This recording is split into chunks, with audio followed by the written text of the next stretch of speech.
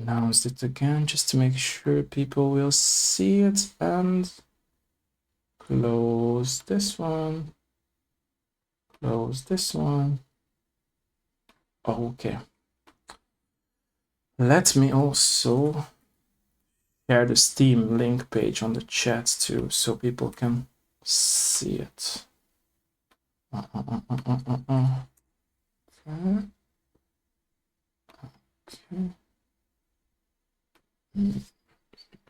Brett always has the best background, I feel like. It really does look like a dev studio.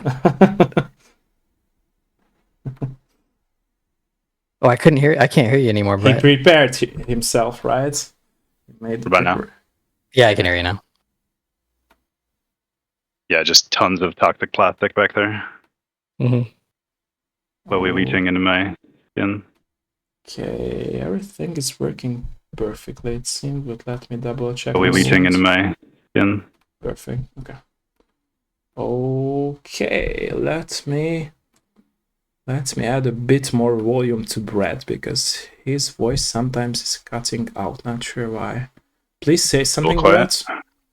Hello, hello. Okay, it's better now. Okay, it's Test, better test, now. test. Yeah, it's better now. Okay. Okay. Let me sit into my original position here real quick. Let me know, guys, if you're ready. Let me know. If you guys... Yeah, I'm good. I'm ready to go. Okay. So welcome everyone in the very new episode of my Dev Live show. Today I'm joined with the creators behind the game called Voodoo Fishin. They are the members of Lost Arcade. First of all, I would like to say that I'm very thankful and very honored that you joined us for today's episode of my Dev Live show. And like I'm always saying, let's start with a little bit of introduction. So please, each one of you, introduce yourself for us. Blake. Yeah, thanks for having us. My name is Blake Parsons. Let's see. Been making games for almost 18 years now professionally, and this is kind of our first foray into developing a game for ourselves and not for somebody else. So mainly my background's in character animation. But I've kind of become a generalist, as a lot of indie devs are, as you get seasoned. And I mainly do a lot of tech art, but whatever I need to do. But that's kind of my contribution to the team. So I see. Thank you for that. I'll go. I'm Brett Nienberg. Pretty much the same story as Blake. We've been friends forever. We've been working together forever. This is our first kind of foray into getting sick of working for other people and trying to do it for ourselves. I'm the kind of more traditional art guy. I guess that's it for me. Thank you for that. What about you? So I've been also trying to do like indie dev for a long time, always as like a side project on my own for, it's been like 15 years now, and really wanted to work with other guys instead and kind of see what the like real like professional game industry was like a little later on in my career, instead of just doing it as a hobby, and started working for a game studio and met these guys, and we hit it off, and we wanted to create something kind of on our own afterwards. So I'm mainly a programmer though, always been doing software and just loved working on games. So his name's Mark, by the way. His name's Mark. See? That is you forget that, but it's okay. Thank you for that. So my very first question goes like, what was your very first contact with video games as a player, if you remember those times of your past? Of course, question goes to each one of you again. You can keep the same order, by the way, if you want, or we can change as well if you want. We're doing a reverse draft. Snake. Mark, you got to go first. Okay, sure, yeah. Okay. I just remember when I was a kid, my parents really thought video games were bad or like a waste of time, and so I wasn't actually even able to play video games. So I was like 8 or 9 or something like that. And the first game that I really played was I think it was Super Mario, one of the Super Marios, and it was like we were at a relative's house, and they had like this TV set up in a van with like a Super Nintendo on it. And yeah, so me and my brother, that was our kind of our first exposure to video games and playing Mario and Luigi, Super Mario. I see. I see. What about you? Oh man, so there's some weird story. I need to ask my mom about this and figure out how real this story is. But as far as I know, my mother babysat for one of the lead programmers for Atari. Way back in the day.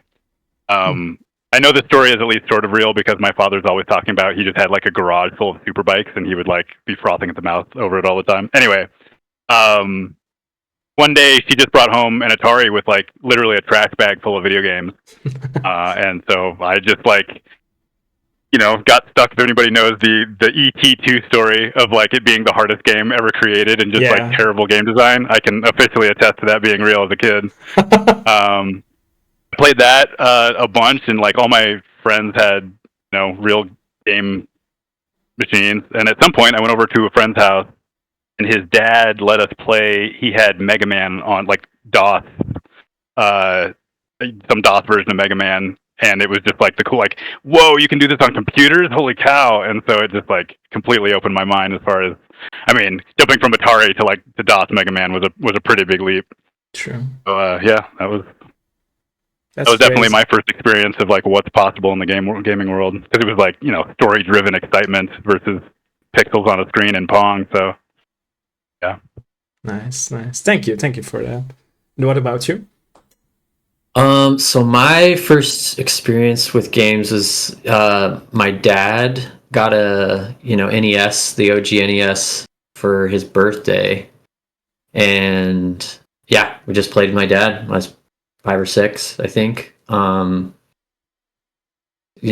Super Mario, played a lot of the original Zelda, the gold cartridge. And yeah, that was it. Just pretty much, I kind of don't remember a time from when I was little that I wasn't playing video games. So, but yeah, I kind of old, but yeah, you're playing games, so we are not old, right? Yes, I know. Or making games as well, yeah. Uh-huh. Okay. Thank you for that. So from that point of your life, for each one of you, what was that light bulb moment when you realized that you would like to work on video games, that you had a passion for playing video games, but you also would like to work on games? Of course, question goes to each one of you again. Yeah. Well, for me, I was a huge animation nerd as a kid, and I played a ton of video games my entire childhood, up to the point where like, I was like falling asleep in school because I was staying awake so late playing Dreamcast. We all did that, I think, right? In high school, yeah. But I went to college for animation. Brett and I went to college together, and we've known each other since like the first day of college. But we were both animation majors, and I think at least for me, like I wanted to work in movies. And kind of just fell into a game job, actually. Like I had an animation reel, was applying for, film jobs, really. And then Brett got a job working on a Lego game for Lego. Okay. And it was like, hey, we need an animator. Do you want to apply? And I was like, I love Lego. Yeah, I'll apply. And ended up getting the job. So I kind of just fell into it in the industry. But I was like immediately hooked because I'm always been pretty technical, like rigging as well. And so there was just this whole like technical aspect of it where like you had to sort of work with all these limitations. And that was like really exciting and really cool in a way that, I don't think like film animation ever would have like scratched that itch for me. But yeah, so, and now I'm so happy that I did that instead of film, because I feel like games have just surpassed film and like led to this whole other, aspect of my career of like being more interested in like the technical side now than I almost am animation. Yeah, that's how I got into it. Would you like to go back to movies, by the way? Because from your story that you told, now I can tell that you somehow miss it, right? So would you like to go back to that? No. You know, I don't really. I mean, I feel like games are the better medium at this point. Okay. Like, I mean, you know, I don't. You know, never say never, I guess. But I feel like I'm just so far out of that loop now. Yeah. So you think like it would be hard for you to get back to that industry? That's why you won't try? I mean, I don't think it would necessarily be hard. I think, you know, it would be a total reset of a lot of like the newer skills I've developed. I also think like the animation side of things like that, you know, I don't know. Like I also think that medium is almost kind of like dead. Okay. Like it's, you know, there's not. I don't agree with that. It's just like I felt when you started to tell us your story about like you wanted to be in the movie industry, I could tell that like you miss it somehow, because I feel like whenever we have dreams as a kid, we always like go back to those dreams when we are older, right? Even if it's like life choosing us to go back, or even we start to choose to go back to those dreams. That's why I asked you. Yeah, I mean, I guess at this point it's like, would I rather make a game or make a film? I would make a game. Like no, it's understandable. It's understandable. It's just yeah. Okay. Yeah. Okay. Thank you. Okay. Go Recco. Okay. What about you? Boy, yeah, I guess I was always super into comic books and like the behind the scenes art of books for like Lord of the Rings and Star Wars, and you know, where it's all sketches of like the world, I guess. And I kind of found myself more interested in the world building aspect of that than I was the actual story. You know what I mean? Like if you go look at those old Art of Star Wars books, like there's just pages and pages and pages of concepts that just wasn't used, right? And it's just all this really cool lore that gets, you know, you get a fraction of that. And I found myself way more in love with that. I mean, comic book artists do it too. Like you storyboard something out, but you design this big world that you know then place your camera in, and that world building part has always just been what I've been interested in, and so games, sort of similar story. Like I kind of started doing storyboards and kind of got into the media world doing, you know, little stuff like that. I had a little stint where I did a lot of set design and art directing for indie film, which does scratch the same itch, but like games, it's such a Bueller Rasa, like you've got this whole world at your feet that you just get to design, and you don't just get to see one angle of it. Like you can spin around and see so much more, and it's much more satisfying to create a world that somebody else can explore rather than creating a world that somebody else is getting walked through, I guess. Yeah, I mean, I think that's sort of the same story. Like there's sort of something enticing about film that, especially when we were growing up, like games just weren't to that level. But now that they kind of are, it's just a more satisfying medium, I think. It's true. Not to say film, there will always be something exciting about a very curated experience that film will provide. But there's something equally satisfying about a totally uncurated experience, or a less curated experience, I guess, that, you know, allows the audience to really move through it. I think there's a little bit of a misnomer when it comes to like the way we use the term propaganda versus art now. I like to think of it as like propaganda is something that's created with a purpose, or with the intention of making your audience feel something specific, whereas true art is simply created and your audience is doing the heavy lifting of interpreting it, right? I feel like games is so much closer to the latter. Games is so much more freeing when it comes to like letting your audience experience it and seeing how they feel about it, whether it's a silly puppet game or, you know, some serious story you're trying to tell, right? Like it's allowing the audience to connect, or trying to figure out a way to get your audience to connect when they can freely walk around the area is a difficult problem, but a lot more satisfying when you pull it off. True. Like they should be able to like figure out the message or the vision that the creator of the game had, right? Well, Yeah, or even not have a message other than like for our game specifically. It's not necessarily narrative driven. It's providing a world for your friends to make their own memories in, right? Yeah, but it's still a message, right? To have fun. Like, it's still a message, in my opinion. Right, and you are curating the experience, right? So it's a lot more akin to like making a theme park exhibit rather than a theme park ride, if that makes sense. Yeah. Anyway, yeah. Okay. Thank you for that. Thank you. What about you? Like how I got into games, or like into game making. Yeah. Games? Yeah. Yeah. So I guess it's been kind of a long journey. Like I remember when I was a kid, I was more on the art side. Like I would make a lot of art. Like I went to art school, like painting and drawing and I didn't know that, Mark. Photography and that kind of thing. You guys learn from each other right now. Yeah. And so that's kind of where I got my roots, because that's kind of what I was naturally kind of drawn to. And it was it was fun. I guess when I wanted to get a degree in college, though, I kind of went like the more conservative route, and I was like, all right, computer science is probably a good way to get a job. So and then I realized I could combine them after a while. Like I was like, oh wait, I can combine art and programming to make games and stuff. And when I always played games, I always played video games. So you always want to emulate kind of what you like.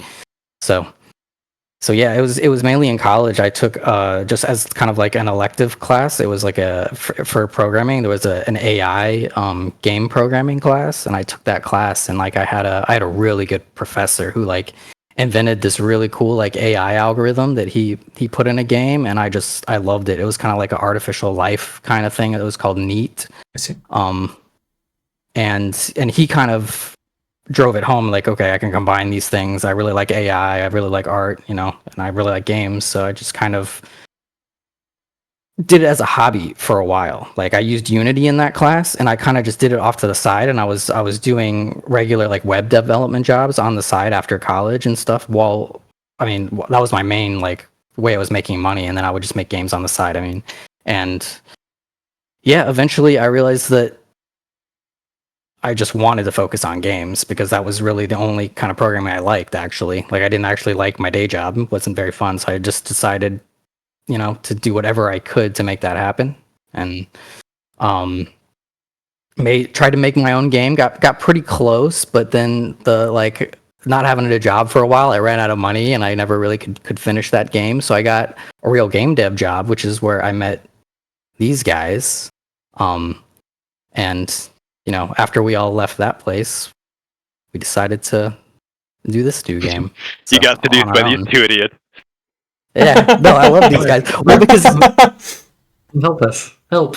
Because these guys are like, I think we're just like have really good combination of skill sets for three people making a game. It's pretty good. Yeah. Like Brett is more of the pure artist, and I'm really like, I know a lot about programming, and then Blake kind of bridges the gap between us, and we all kind of contribute to the game design and all that stuff. But like, it's just this combination of talents is like all we need, we feel like. So I see. You mentioned, by the way, that you haven't stopped, or you haven't made the first step in order to go into full-time game dev. What stopped you from this decision of yours? Like, it was a hobby for a lot of years, like you mentioned. I kind of thought it was like a Rockstar thing. It was like only the Rockstar programmers were game dev. Like I thought it was harder to get into than it really actually was. Yeah, like because I was only kind of considering like the large game studio jobs as the jobs that would pay enough, and I didn't think that was kind of, since I was self-taught and everything for game dev. I don't know. I just didn't. Just didn't seem realistic for a while. But then I made it happen, because I was like, this is just not satisfying. Like doing all this programming that I don't care about and stuff, it's just not satisfying. Like I need to find a way to make game dev work, because it's the only thing that like really is fulfilling to me. I see. Do you regret this decision of yours, by the way, that you haven't started earlier? Yeah, probably. Yeah, if I would have started, I could have had a like 7-8 year head start than I do now. Well, I see. but then again, not really, because I learned so much by having to do it all. Like You got the building more a game confidence state, right, of complete. your personality, I Well, guess. it's like I got to see every single aspect of game making, like, because I feel like if you're working for a big company, like, you start that way, you have like this narrow field of view. You might and just what be you're the Yeah, AI guy. true. You just make one task that's important for the whole like studio, and you don't start to be Right, creative and- for your own, right? Yeah, Yeah, and like being forced to kind of like do True. everything yourself, you get to see so many different angles True. of what it goes into making a game. So I don't know. That probably I don't regret anything. I see. Thank you for your honesty, by the way, about this topic. Thank you so much. So switching or moving to a more personal field of questions, my next question would be like, were your family members, close friends, and parents supportive about this decision of yours that you started making video games and you started working in the video game industry? Again, of course, question goes to each one of you. I mean, I've had lots of support, especially like, I mean, recently from my girlfriend. I saved up money from like jobs where I've made money and stuff, but she's definitely had to see me like pretty broke for a little bit trying to make games. So she's been really supportive. Yeah, I have a pretty good support group around me. Like my parents support me. My friends do. A lot of my close friends though in New York don't really play video games though, which is kind of interesting. So it's kind of like they supported me, but they don't know anything about like what I do. I see. Thank you. What about you? Yeah, I mean, I guess I was definitely always drawing as a kid, so I think it was kind of obvious that this was. Well, I guess that's not entirely true. My father worked for Lockheed, and so all of his friends were, he lived on the Air Force base for a good amount of time. My parents were in Germany on a base for, when I was a kid, and so I think it was kind of assumed that I was at some point just going to get seduced into being a pilot, and I had sort of planned to go the Air Force Academy route up until my senior year of high school. My mom sat me down and said, like the math, if you do what you're planning on doing, you're not going to be a free man until you're 35. Like you are going to be able to make no decisions for yourself until you're 35. Are you ready for that? And I talked it over with my dad and my mom for a bit, and the next day I quit all my calculus classes and climbed for a summer and went to art school. So I guess you could call that supportive. Yeah, but I mean, other than that, I think it's always been. I've always looked at it in the lens of it being a profession. I've never really I never had that hobby transition, I suppose, at least when it comes to game dev or the my art career. So it wasn't really. It doesn't mean I didn't go through times of being broke, but it was always a hustle to me. That being said, if anybody who is in a relationship with either an artist or an entrepreneur or somebody who's kind of passionate about their what seems like a side hustle at times is I mean, you have to be supportive or it doesn't work, right? Like anybody who's that knows deep in what you're doing. I mean, there's no turning it off, right? You're in it all the time. It's more than just a 9-to-5 job, right? You have to constantly think about it and love it. Yeah, I agree.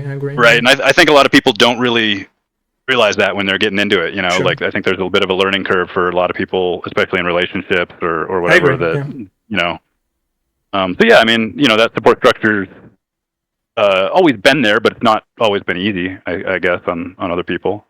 That being said, I think the thing that makes artists is they don't always care. What other people are going through. They just focus and can't really help it. So yeah, I mean, I guess it's a good and bad thing. I see. Thank you, by the way, for your honesty. I appreciate that. Thank you. Yeah. Thank you. What about you? Yeah, I mean, I'll kind of like Brett, I've, don't ever remember drawing or painting or making things my entire life, and I just like to make stuff. And I think it was always very obvious, like I was just gonna go into some creative field or some field like that. My parents were super supportive of like me and all my siblings. Like, you know, my youngest brother's a photographer, my sister is a musician. Of like just letting us do what we want to do. Like so, yeah, there wasn't really any ever pressure to like be one thing or do. So, you know, it's basically just like choose your own adventure type thing. So I feel super lucky with that. And then, you know, I mean, up until the last 18 months, after, you know, Brett and I got laid off from our last job, like, you know, I've worked AAA, AA games, and it's been, you know, fairly like rewarding career. And, you know, I mean, it's work a lot of the time, but it paid fairly well. And, you know, we were both lucky, I think, to not live on the coast. Like we both basically lived in Denver, which is relatively cheap. And, you know, so I mean, I other than just like the long hours early on, like I don't think it was ever really like a struggle. It was just always just like, oh man, I'm so lucky I get to do this job. And then, you know, I mean, there were always times of like, oh, I hate this game that I'm working on, or like, this isn't the thing that I want to do. You know, so like, I think the biggest thing has been these last, you know, year and a half of like leaning on, you know, my wife a bit to you know, be the more of the breadwinner and do like most of the just like financial covering of things. So I'm super grateful for that, and she's awesome. And but yeah, you know, I mean, I think like we're just, you know, we're just doing what we love to do at this point. And I feel like we started maybe a little late, but you know, I don't know. It's never too late, in my opinion, by the way. Yeah, yeah. As far as like being indie devs, I guess. Wish we would have wish I would have started it 5 years earlier. But you know, I mean, it's awesome. I mean, it's like dream come true. I mean, I love it. I, like, get up every day and super stoked to, you know, make my game. So, or make our game. See, thank you for your honesty too. I appreciate it. Thank you. From all those games that you have been working on, even if it was AAA or AA, or even now on your very own game, what were your favorite moments of the process itself of working video games? Of course, question goes again to each one of you. What are the best moments? Yes, like the favorite or best moments about the process itself of working on those exact games. You can name examples, of course, if you want. Yeah. So I think, like, just in general, like, always having like a new challenge, you know, like, you know, game dev is one of those things that's like, it's like how we make games now is like totally different than how I made games when I started, and you know, just had to keep learning throughout the process. So just like constantly be challenged, constantly pushing yourself. You know, a lot of it's like, if you don't stay up with these things, like, you're not going to make it forever. And then along those lines of just like, you get to be around a bunch of people that are also really into doing what they want to do all day, which I think is, you don't find that in almost like any other profession. I mean, there are very few fields that like most people are just like, this is my dream, or like I'm doing. It's like a second really family for people in the game industry. Yeah. So like, just being around a bunch of people that are really excited about what they do is awesome. I mean, it's cool. So those are kind of my two examples. I mean, obviously I have a lot of others, but you know, for the sake of brevity, like, you know, that those are my top hitters. See, thank you for that. What about you? Yeah, I most of my career was spent as a concept artist, which has the unfortunate/fortunate production role of being like the very first bit of a project, which always came with like big boomer bust cycles. If we had like a pitch that we were doing for something, you know, it was all hands on deck for 32 hours, and you're sleeping on your desk, and this thing has to go out and whatever. And that was I don't know if crunch culture is as big a deal now. Maybe it's just because we're old and we just don't do it anymore. But like back in the day, crunching was just such a like fun. When you're young and like you're excited to be working on it, it was just so cool to be locked in a room with like 3 other smelly dudes eating pizza and drinking beer at 2 a.m. and just like everybody's tired and you're just getting giggly and it's just like I don't know. It was just such a fun experience. I'm glad I got to be a part of that like camaraderie, I guess, that comes out of that. And yeah, I mean, like Blake said, there's something about game dev that just like you don't. I mean, maybe guys in the military or rocket scientists or something, but I can't imagine a lot of similar camaraderie sort of situations where everybody just really wants to be there. Like everybody, like what other profession would you like whittle away your savings to be able to do it on your own in your free time, right? True, like, very true, very true. Yeah. So it's clearly just a passion project, and now that we get to do it on our own terms.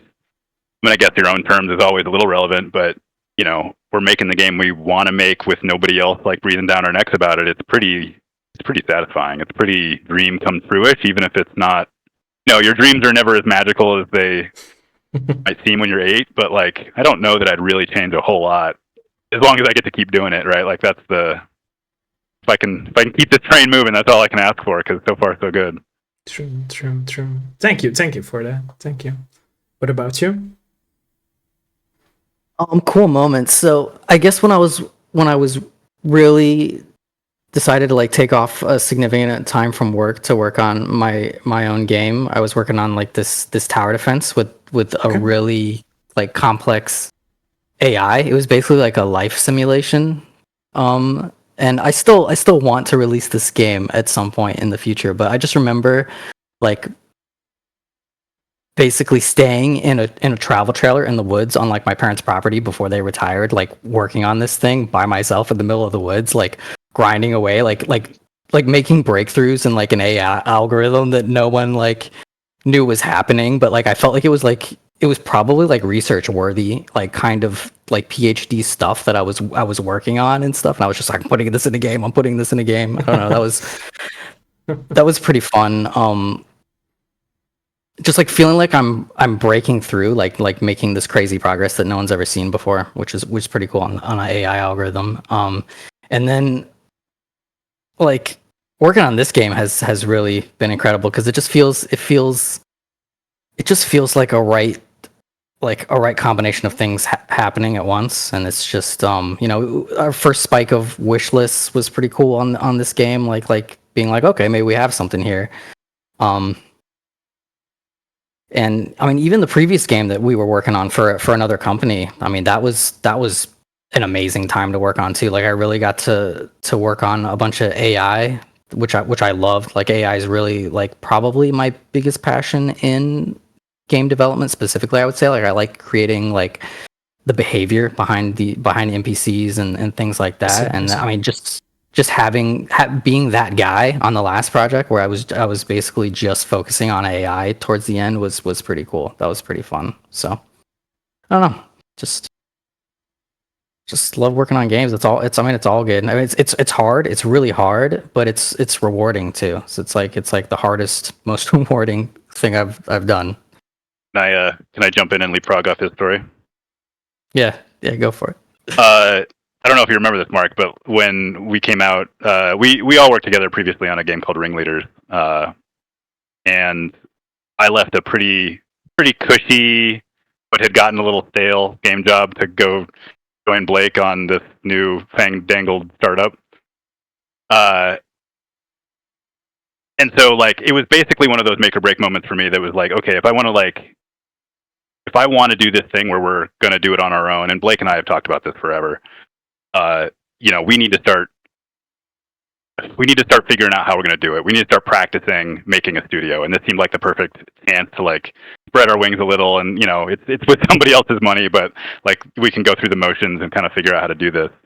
And man, we were rocking and jamming from the rip. Like I came on a little later in the project, but like the team was already pretty coalesced, and it was just like it seemed like it's just so much the wrong financial move, but so much the right like long-term move as far as getting a team together. And I don't know if you remember this, Mark, but when we met in New York, that was like exactly the first thing we talked about. Was like, I came out here to see if we could figure out a team, and like, here it is. So it was the right decision. And sure enough, here we are, right? Like it was totally the right long-term decision. But there's something so magical about like finding a team that just like, man, when it's right, it's just right. It works from day one. Like we were just making such good stuff right away. Like Blake came up with this idea, like literally making a paper version of a board game, and they just figured it out, right? Like it was just the team was pretty small. I don't know how many. What would you guess? 8 guys? Yeah, I think it was like 8 people at the largest. Yeah. Like I mean, the game fell apart for not related to the team reasons, but man, yeah, we were cooking. And there's nothing like having a small team that's cooking. It's just the most satisfying, rewarding situation. So, yeah, man, when you have it, you have it. It's hard to let go. It's an addicting feeling. True, very true, very true, very true. Thank you, by the way, for that story. I appreciate that. And again, each one of your honesty, I appreciate that. So you talked about your favorite moments, but what about the most challenging ones? Again, of course, question goes to each one of you. Or your least favorite moments and most challenging ones. So there's just some bugs sometimes where it's like you can't figure it out. You just feel like you're hitting your head into a programmer answer over and over again. Yeah, and then your games get canceled sometimes, like that. Like the job we're talking about. Like we thought we were making a really really great game, and there's some money situation, and the game just gets canceled. You put your whole life I was working on the game for a year and a half, kind of like doing all that stuff, and and I thought we were crushing it, and then the game just gets canceled. The people with the money say we don't have any money for this game anymore. So yeah, those are probably sad moments. Yeah, that's definitely the short answer for me is when games get canceled. It's like I feel maybe I'm just like been lucky, but I feel like that's less and less. I feel like the game industry is less and less VC dependent. And at least that's kind of my goal, to be trying to do our own thing, is being able to do our own thing with our own money and not be dependent on somebody else's decisions. But man, the games industry for so long was just like on off. Like it was so common to just have an entire studio wiped out because true. Whatever decision was made on high, and that's just heartbreaking. And it's people's times, right? So it really matters at the end of the day. Yeah, and it's it's your baby. It's hard not to make art and not feel that way. And true. You do sort of slowly get dead inside when that's happened to you a couple times. But it's you can never really do that, or you're not making art, right? True. And so it's you're it's always attached to a it little basically, every day, and that's you have to be. Yeah. Thank you for that. What about you? Lows. I would say like Ringleaders getting canceled was a huge blow. Yeah, it was just, one of the biggest ones, just because like for all the reasons these guys said, but just putting so many hours into something and like doing everything that you're asked to do, it's like outside of technically like your job description, like there's 8 guys on a team and you're asked, like your title is like principal artist, right? Like the head of the art side of the game. But I'm also like, designing a game like from scratch, because the game we were working on before, like they decided not to do it. So it's like, we'll come up with a game idea in 36 hours. And it's like, like, I don't know, putting your all into something. And even before that, I think like some of the lowest points in my career have just always been like stuck in monotony of projects where you can see mistakes happening, but you're not empowered to do anything about them, or you say something about something and it goes, it falls on deaf ears, or you're just you want to do a lot more, but you're kind of stuck in this like middle layer of like the dev cycle. Like you want more, like you have more ideas, you've learned all the things that you're at, and you want like a new challenge, and you're kind of just like held down. That was a big I mean, I worked at a company for almost 10 years, which is like unheard of in the games industry. Like they were amazing, like no layoffs, great people, loved everything, but I just, like couldn't get any responsibility, or I kind of hit this ceiling. And, not anyone's fault. I mean, I think it was just a lot of structure there, but just spent probably more years there than I should have, because I was really unhappy for a lot of them, as far as like, just not challenging myself and like following into this like just like cycle of delivering the mail, as I called it, like just like going in and doing Jira tickets all day, fixing bugs all day, and just clocking out and going home.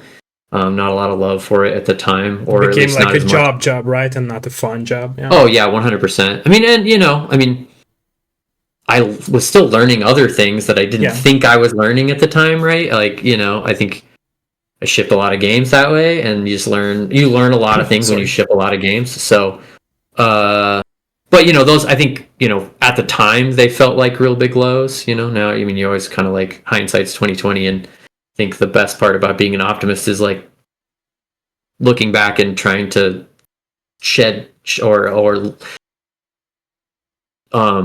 you change your perspective about the low point, and like you take the good out of it, I guess. But yeah, you do. I think when you do something for almost 20 years, it's like it's gonna be peaks and valleys. You're gonna hit lows, and the highs wouldn't feel as good. So yeah, very true, very true. Thank you for that. Switching back to a more personal, grounded questions.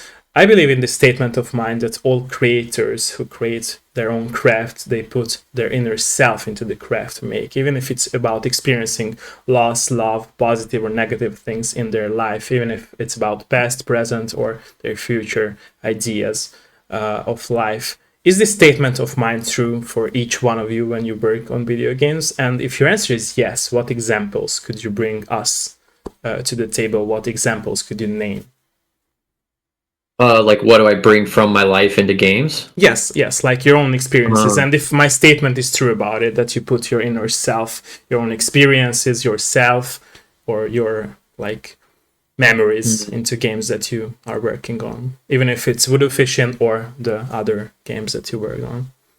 I mean, I would say like, well, this is like the first game that I feel like is our game. I guess Ringleaders kind of felt that in some way, but we basically had a lot of like defined parameters. Yeah, I mean, I think like when Brett and I came up with the idea, the game was really just about the game was different. Like it had fishing in it, but like it wasn't a fishing game. And we just kind of were like, what game would be really fun? What game would we like to play together? And then, but I think more of it was just like, and Brett, like, correct me if I'm wrong, I guess, but just like a game that we could just really like hang out in, and like we just thought was like really cool. Like, yeah, I mean, it's like an amalgamation, I think, of a lot of like our influences, right? So I guess like I don't really feel like I have a story to tell here. It's just like something that I think is really cool, and like we care a lot more. I think we care a lot more about just like making this really funky, like cool world to be in, and like as long as the gameplay isn't just like terrible, like people just love to hang out in it because it's just like so crafted in a way, which I feel like in the era of, well, I don't think indie games can most indie devs can't put a lot of time into that per se, and then also just AAA or like bigger productions don't want to put any money into something that's like weird. So I guess like like we're just making like our weird game that we like. They were on that road, in my opinion. Sorry for interrupting each one of you. Yeah. They were on that road, by the way, like 10 years ago. Yeah. I remember as a kid playing, for example, Destroy All Humans. That game was, for example, like a very like weird one in a good way, in a very good way, and they let it to be, right? They had that game had sarcastic like things, ideas about everything in life going on around that time, and I feel like it became a safe play because the whole, not just the video game industry, but everything got into this safe play of like, you can't say this, you can't tell that, you can't do this, right? So we are now boxed in this industry of video games as well as creators, that we cannot say this, you cannot say that, because you will get cancelled by these players, by those players. And I think it's a very bad thing, because like creators shouldn't be like cancelled and shouldn't be boxed in with their creativity just because like players don't like it, right? It's their own thing, like don't like it, but still you don't have to play it, right? Like, true, exactly. like there is a right? game for everyone, in my opinion, especially nowadays where there are like thousands of games coming out to Steam or PlayStation or to any platform. Exactly. And it's a sad thing. I feel like players feedback and opinion have way too much power when it comes to like canceling games, and it's a bad thing. I always say this outside my Dev Live show too, that nowadays I feel like it's a very bad thing to experience that players can push back developers as they would be rats. Like I remember I always like name this example of the Gollum game, which I like loved, and most of the people hated it. Like journalists said that it's one of the worst games of all time. And funny thing, a lot of journalists haven't even played it through, and it's a very long ass story about the Lord of the Rings game. It perfectly connected. It was a cohesive story, perfectly connected to the whole Lord of the Ring universe, and it got cancelled, and the devs had to even apologize from the players.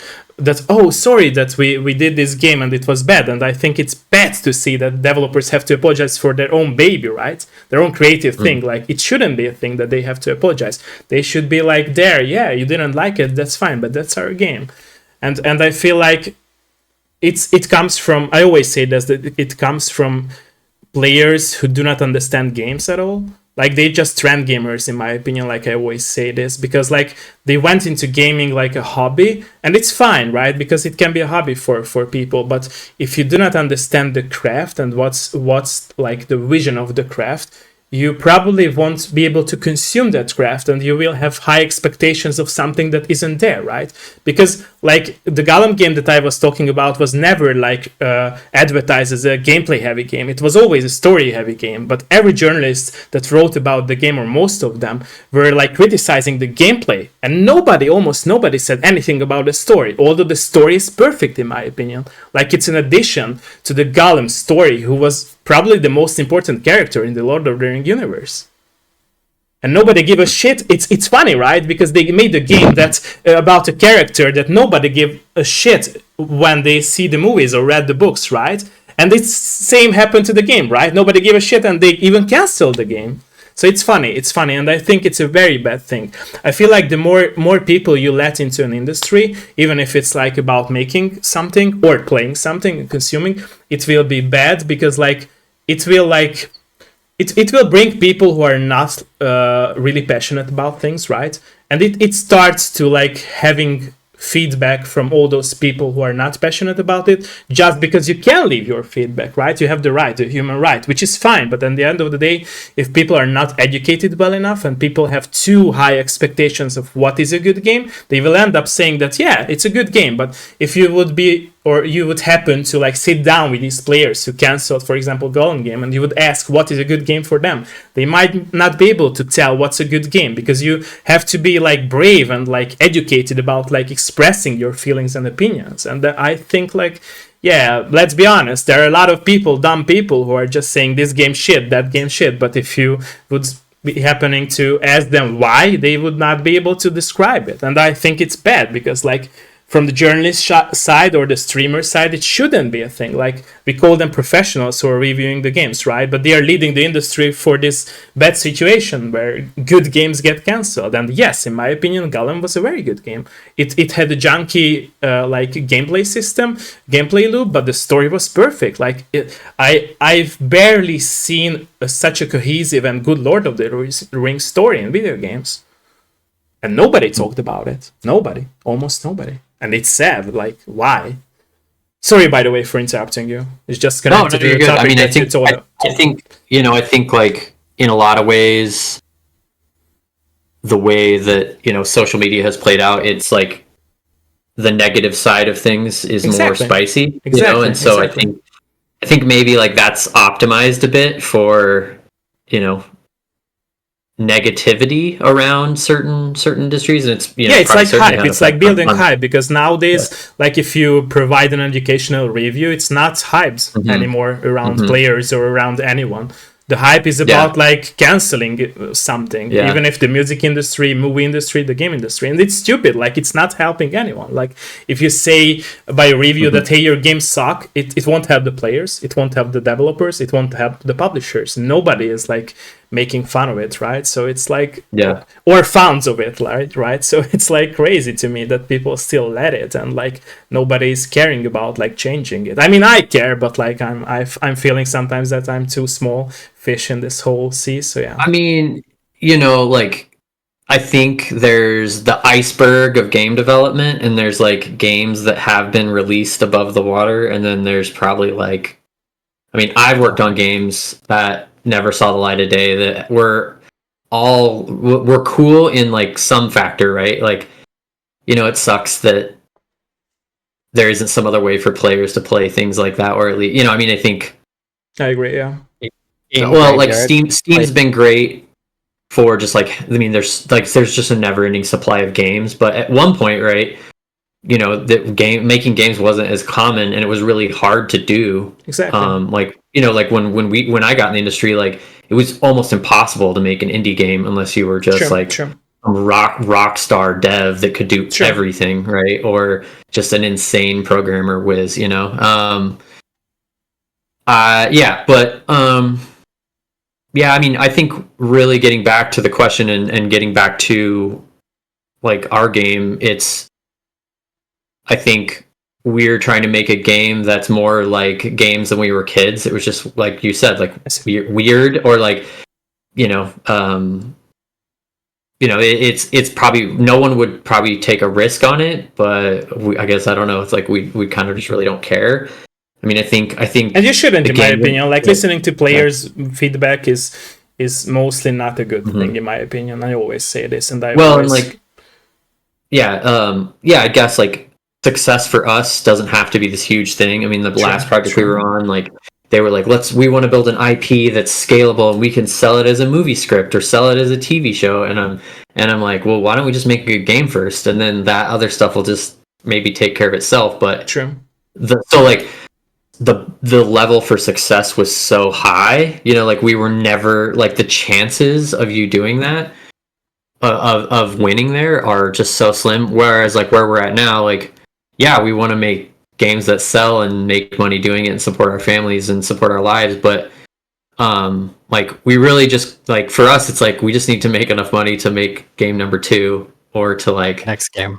the next, like I think we're the three of us just like working together for so much that it's just like, can we just find a way to make this work? But so and also like weird stuff is just, I think that's more of our alley. But I'm kind of rambling here, so no, I appreciate that. I'll pass the question. I'll pass the question to Brett at this point. Yeah, as if I'm not going to ramble. I'll white pill the whole issue of games getting sidelined and turned into the mass media garbage. I think the industry has like sort of run out of that gas, and I don't know if I want to say it's a social issue, that like people are just kind of over it, and past the whole cancel culture thing. I mean, I know games can be sort of a toxic, incestuous community, but I mean, on the other hand, like here's 3 dudes who are able to make a game with no money. Like the fact that we can do it, there's going to be a lot of people doing it, and like with technology just being so deflationary, and things are just going to get easier and easier for devs like us to keep making our dream, right? You're going to get more and more artistic results. You're like, making a game is a team sport, and in days of yore, that team sport was very expensive. It was like it was an F1 car, right? Like you can't do it without millions of dollars, right? But that's not making F1 cars anymore. We're making, I mean, really, it's a skateboard with a motor on it, and it's just as fun, right? Like I mean, how much more fun can you have on a dumb little 250 with flat tires in the woods than you can on some, whatever $40,000 street bike. So like, I just think you're going to see more and more artistic stuff come out of small teams like this. And yeah, I mean, we're making games. We kind of came into this even with Ringleaders a little bit, like our sort of studio ethos, I guess, if we have one, is like we're making games for us. Like we all jive, we all kind of like live in the same world, and whether that's like 40 somethings with kids who like used to play Call of Duty together on LAN parties and like we just don't see each other anymore. Like what's our version of like hanging out in a basement and playing Halo, like and just having a good time and getting super sick on gross pizza. Like what's the version of that we can still do? And like the games I think we want to make are the games that like allow us to get that feeling without necessarily making that commitment. Like guys who play Call of Duty all the time, like great. If that's the game for you, that's awesome. A lot of guys don't have the time to be doing that anymore. And like you can still get that experience. You can still have fun with your friends without playing a AAA game and putting in 2 hours a night or whatever. So I mean, I think there's room for a lot of there's room for a lot of different kinds of games in the world, and I don't think whether it's journalists or hobbyist gamers have totally caught on to that, and I don't think they really ever have to because there's games for them too, right? So we may not make games for one group of people, but we're making games for us, and I'm sure there's a lot of people like us, right? And so true.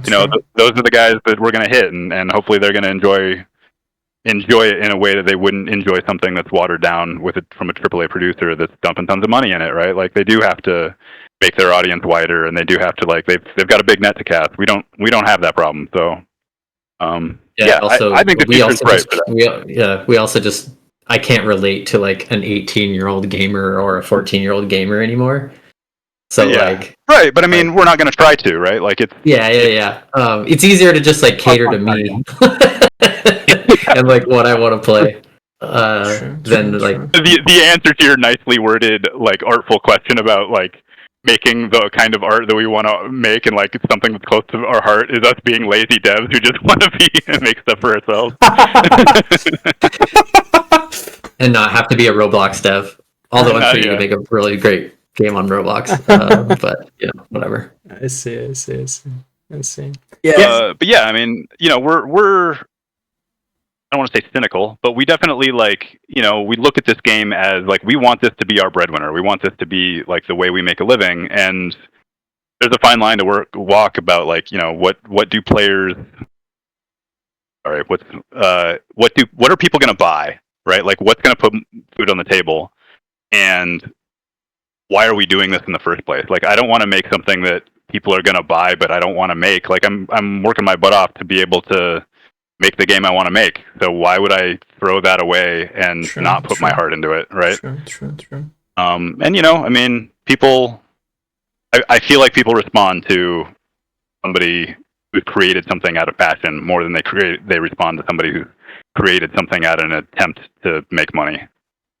Not that we have a choice, but I think we had a discussion early on that like, no, we're just making the game for us. If it works, it works. Like, that's the best way to do it.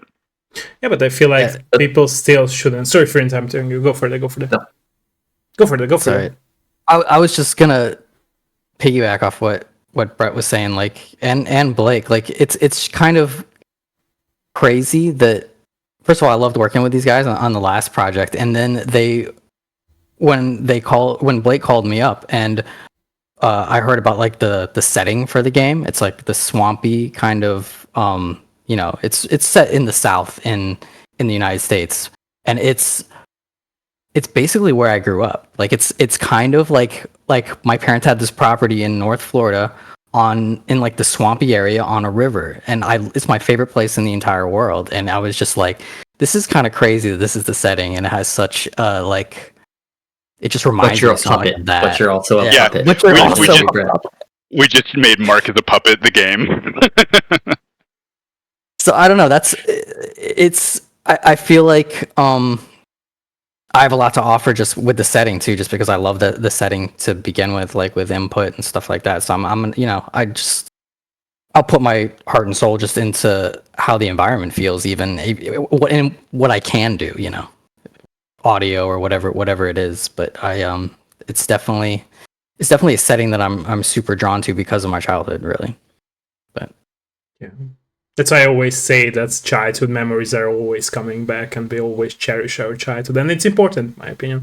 That's how we can stay positive and more creative in our life. What I wanted to say is that I feel like connecting to your speech about the journalists as well, is that I feel like journalists shouldn't be allowed to like force a player not to buy a game just because of their opinion. And it goes the same with the streamers and YouTubers. I feel like it's okay to have a negative opinion about something, of course, in a way that is like not like harmful for the creators. Like I said with this example that somebody stated that your game sucks. I don't believe that there is like a very bad game in my opinion. Of course, I always joke with this, that there are games like mobile games, like for example, these jumping pizza or jumping food games that were brought from mobile, to PC just because of the trophy system. So the trophy hunters buy it. Those games are, in my opinion, shouldn't be on Steam, but that's just me, because they are not forms of art. But like they are just asset packs in my opinion. But of course, like, most of the games are not like that. Most of the games has something deep or deeper from the creators, and I feel like that's why I say this, that these people who review games or talk about games on a professional level, or let's say on a professional level, they shouldn't like say that, hey, you shouldn't buy this game. I feel like I, as a player, should have the freedom of like choosing whatever I would like to consume, and I feel like that's why, like 10 years ago, the magazines about video games were way different. They were more like educational, in a way that they told you, yes, this game has this game has that, and you can choose whether to buy or not. They weren't forcing you like, hey, this game sucks, you shouldn't buy it. It's not first worth like, I don't know, $60 or $100. And nowadays it's not happening anymore. Like they are trying to force you to go on the road of not buying games, which is crazy, because like it's not their job. Like it's not objective based criticism what they were taught for in like universities or high schools, right? So it's stupid in my opinion. Like, and they are getting paid for that, which is even more crazy. Like, why? Can I offer a theory there to why it is like that? Yeah, it's sure. Because sure. I'm listening. gamers grew up, like, and they get old and they get cynical.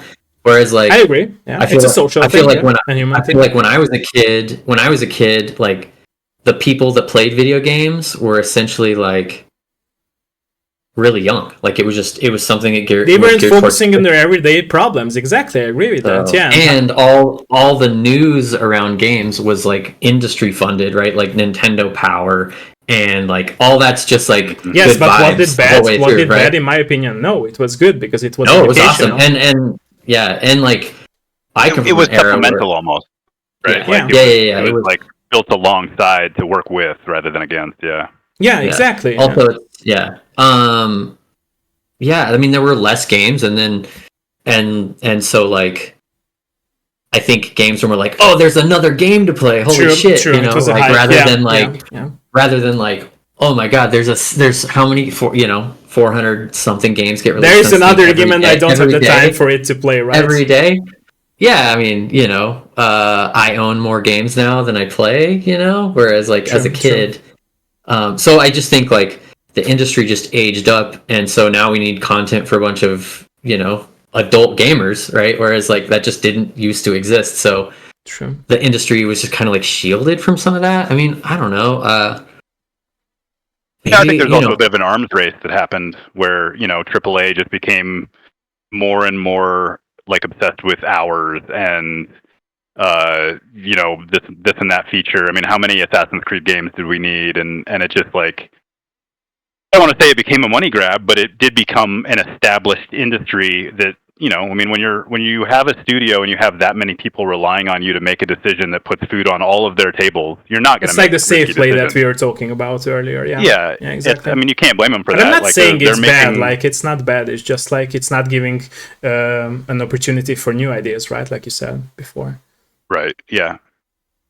Yeah, but I think that niche is very eagerly being filled. I don't think there's I don't, maybe this is wrong and maybe this is just my own like old man jaded opinion, but I don't see games journalists as having a whole lot of credibility anymore when it comes to, I don't know, at least the people I talk to who play games, like, yeah, they'll watch a streamer play a game and like they'll get their info from that. They're not really like reading articles or paying attention. Yeah. And it's because of exactly the reasons that you talked about. Like they're sick of the pointed, ideologically driven reviews that don't have anything to do with the game, or they don't, match up with what they're interested in. And the whole reason that games are the like superior medium, in my opinion, is that experience that you get from wandering around an area and immersing yourself in somebody else's world.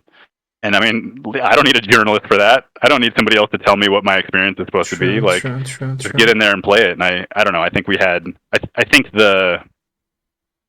I think there will always be a reason for streamers or journalists or people curating some sort of opinions about it, because people just don't have the time to play every game.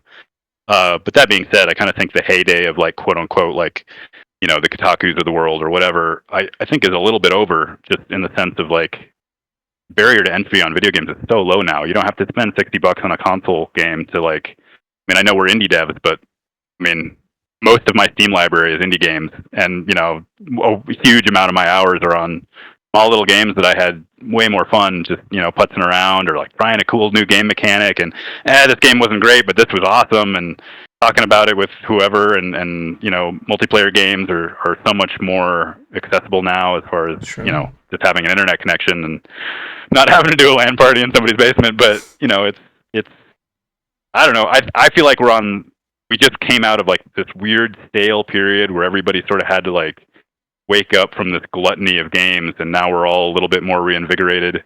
Maybe this is just where I am in my life, and the fact that like I'm passionate about games again, being able to do my own thing. But I see it in other people playing games. Like, there's just so many good games out there. There's so many small good games out there.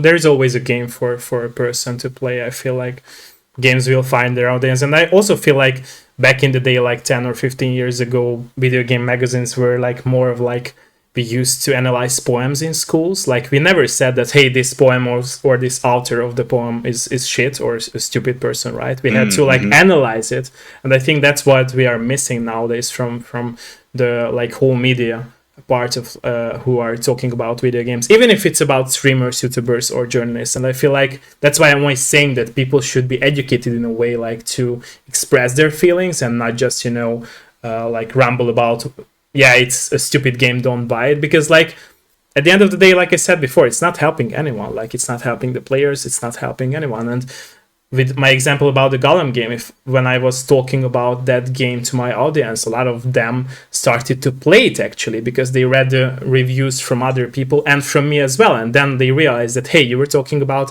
this game and you told us that it's good, it's not that bad that other people reviewed. And I was like, yeah, try it for yourself. Don't buy it. There is a demo for it. And if you don't like the demo, you shouldn't buy it. And they loved the demo. They started to be invested within their time because they loved the whole Lord of the Ring universe. And that's why I was saying that I feel like you shouldn't take away the opportunity from players to be able to try it, right? Because back like 10 years ago, I remember demos were not a thing. Like, demos were on disc via of video game magazines that you could buy at stores, right? But nowadays there is a demo for every game, so basically you can try it out. You don't have to listen to those people who are like reviewing games. And I'm not saying, don't get me wrong, please, I'm not saying that like video game journalists or these streamers are bad. It's just I feel like they are missing the point of like giving their opinion and not forcing their opinion, which is way different, right? If you force somebody, it's funny because if you think about this, it's a social issue, like you mentioned, and it's a human issue because nobody's forcing some other people to buy a game, right? That, hey, is this a good game? You should buy it. But people are forcing that you shouldn't buy it, and it's crazy. It's the same when people are commenting under a video or under an article, that more people you will see commenting negative things, because the positive things, they just, yeah, it's a good game. I won't comment because I love it. Why should I comment it, right? So I think it's a human issue too.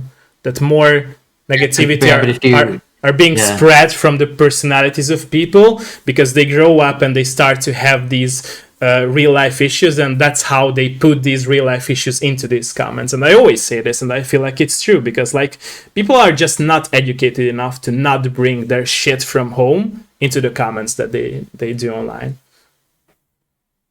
But that's life, I guess. So yeah. Yeah, it's just, I think it's just easier to be negative, and then Exactly. you know, also the whole like the way social media works with, Exactly. you know, negative content gets more engagement. So True. and people don't even, you know, people may not even necessarily dislike the game. They just want to find some way to comment negatively True.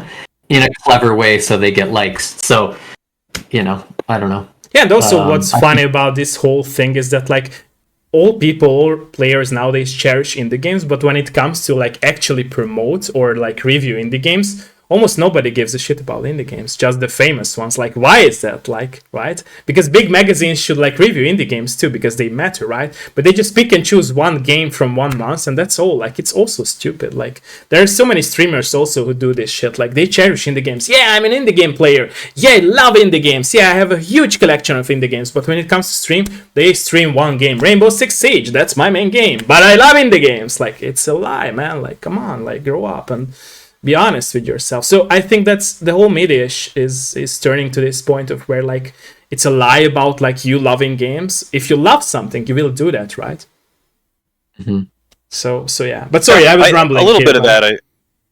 I think that's just a natural, you know, part of the medium growing, right? Like once upon a time, it was hard to play games. Like it you know, it wasn't cheap. It was like kind of this obscure thing to do. You know, there was some stigma around it, right? Like if you were automatically an enthusiast if you did it at all, right? But now, because it's so accessible and there's so many hobbyists, and you know, you can play any game. I mean, you know, you have to expect the audience to I don't want to say be less educated, but be less enthusiastic about true. Like less passionate. Right. Yeah. Exactly. I mean, we struggle with that. Like, we struggle with that, to Brett's point about how easy do we make things for gamers? Like, and like when we, you know, how much of a tutorial do we need to put in? Because it takes so much time to do those things. Yeah. Whereas like, so it's a balance between like making things easy to learn so you don't have to teach them, and like we also just I hate teaching people how to do things. You know, it's like. Are we literally making this game for just us, or do we want other people? Because if it was me, I would just figure it out, or like I skip through the tutorial and I'm just that gamer.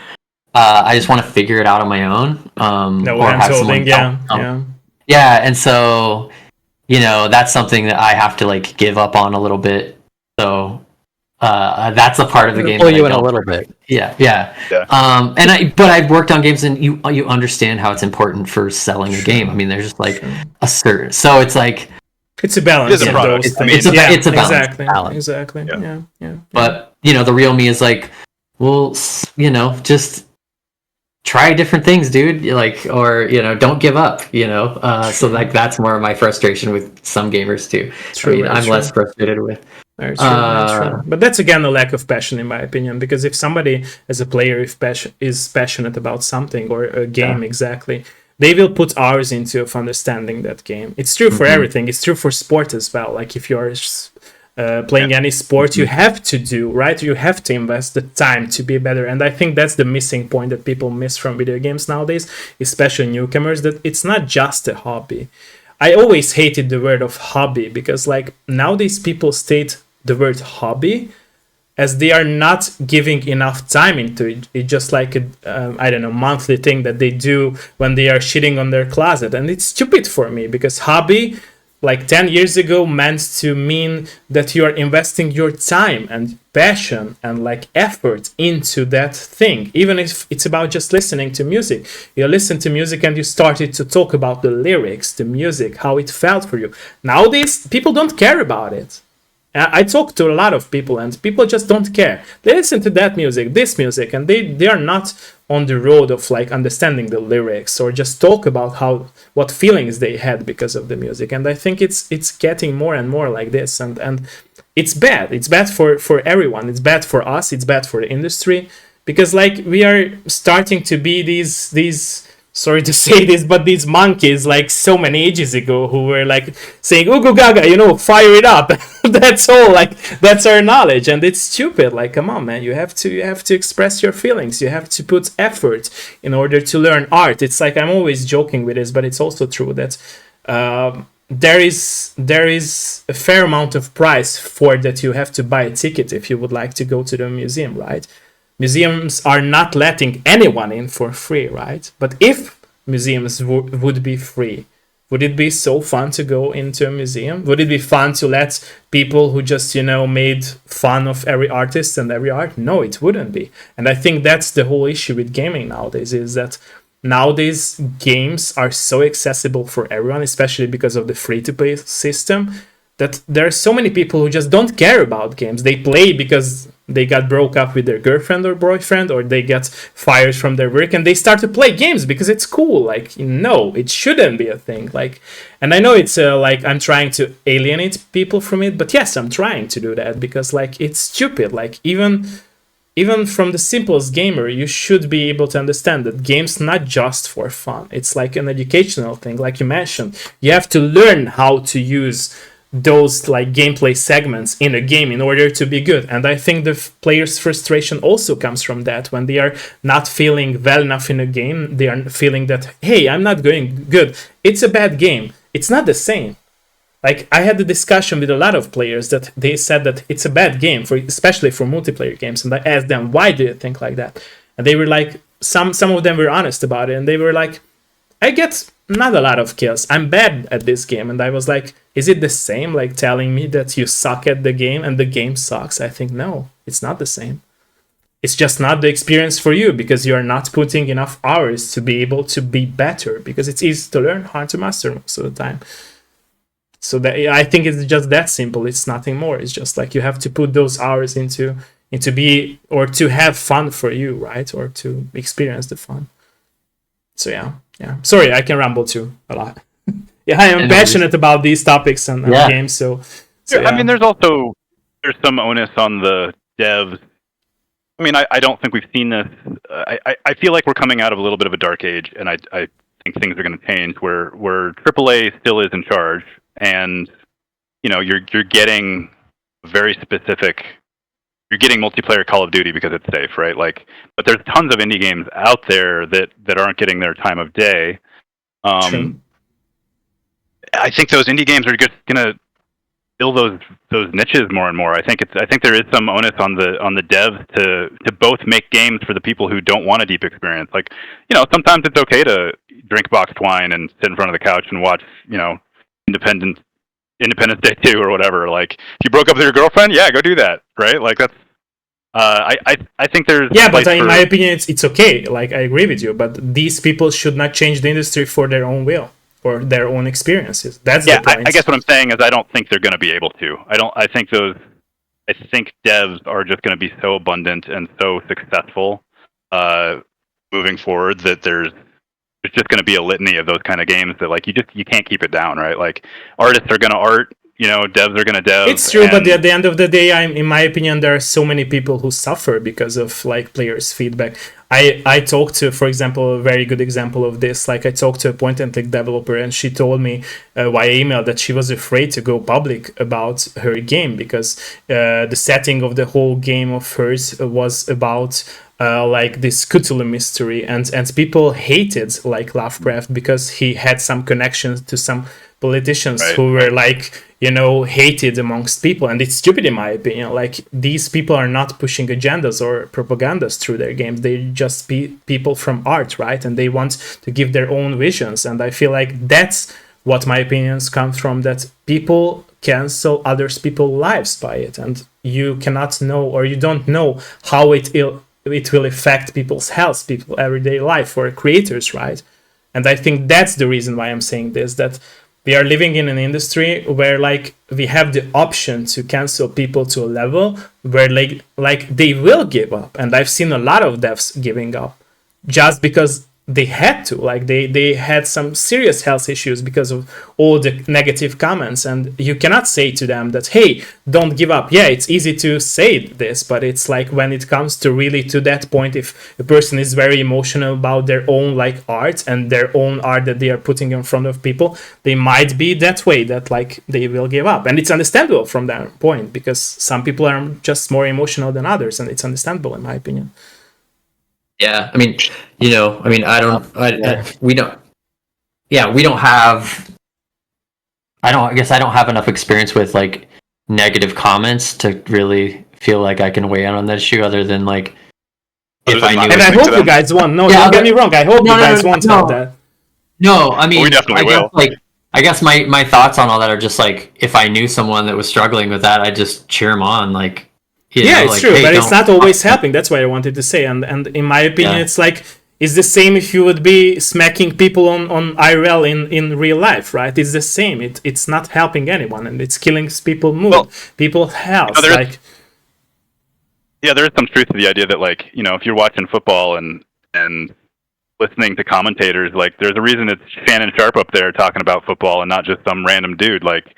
Exactly. A lot of journalists probably haven't shipped a lot of games. Exactly. There's some truth to that. But I think that's more on the player. Like, don't listen to people who. True. Who. I mean, you just need to be more careful about who you're listening to and the opinions that you're letting.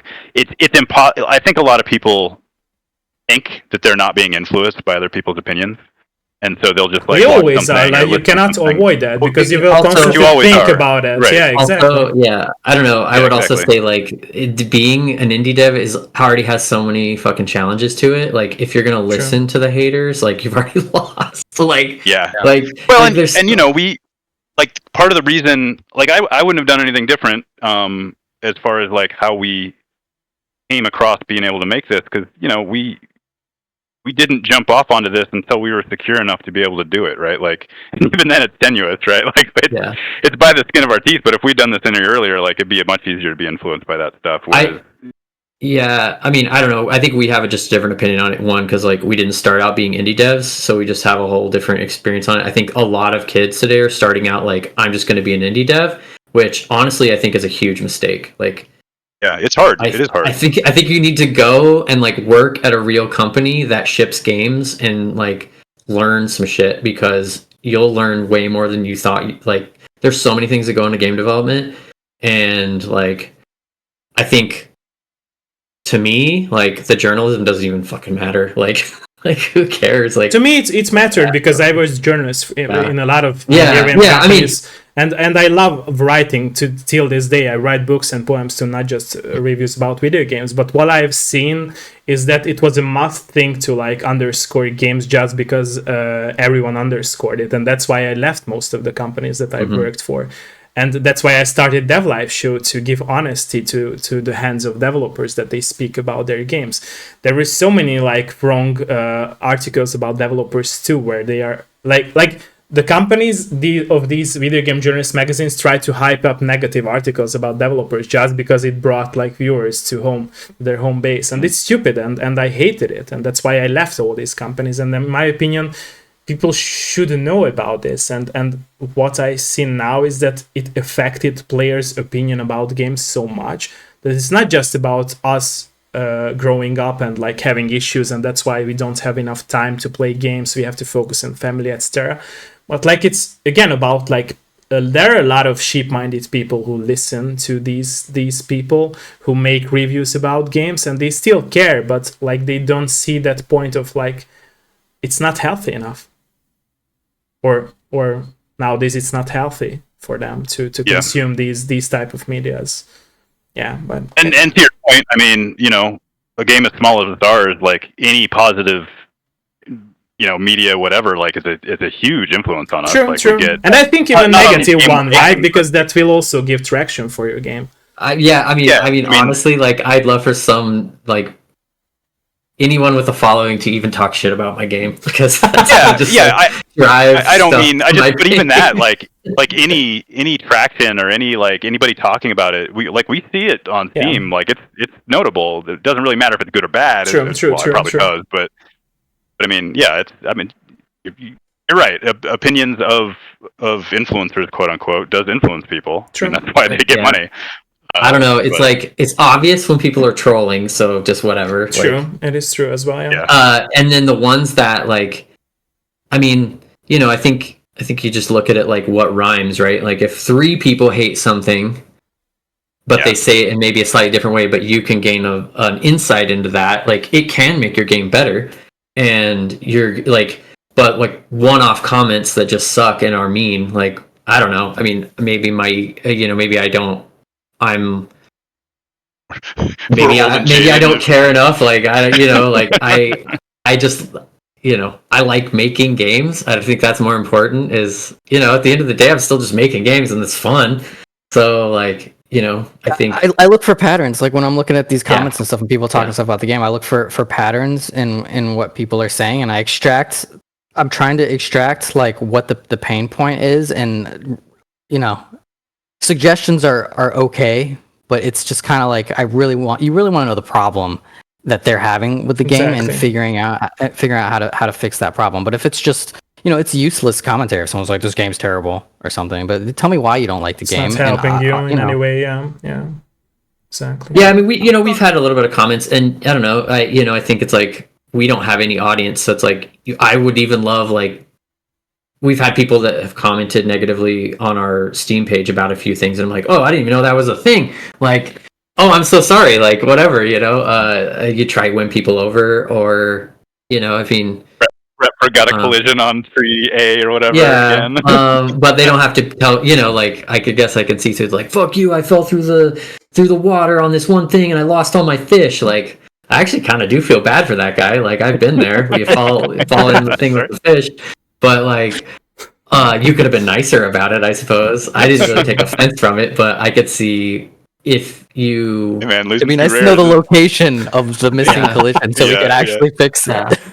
I mean, it also helps that like I have Brett and Mark too, because like we're on a if I'm a single indie dev and I don't have anyone to like laugh with or cry with, like I think the lows could feel lower. True, I mean, back to the whole thing about like working with people and finding people that you work with. Like it's hard to work by yourself. So even if it's a small team of 2 people, I think that's better than 1. Very true. Yeah. Yeah, for sure. If you are an indie dev by yourself, find somebody. Like, I feel like that's like advice number 1. Like it's a team sport. Don't do it alone. And then even if you need to get grounded some way. Yeah, even if it's just having conversations back and forth about what you're doing and you're working on 2 different games, find somebody. Like you can't make something that you're playing. Like you can't make something based off of a human experience by yourself. I agree. Yeah. Some people can, but most people can't. Some people can. I guess there are exceptions. Who can, but it's rare in my opinion. Yeah. It's very rare. Yeah. And maybe those games would even be better if they had a partner, right? Like, who knows? So. True. Very true.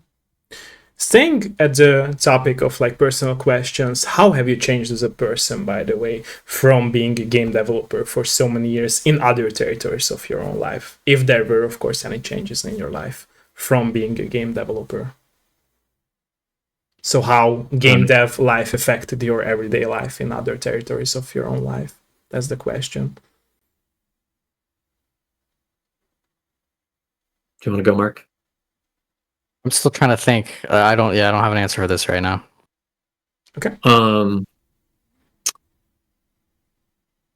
For me, it's just like, I think early on, like specializing in one thing was like really helpful, and you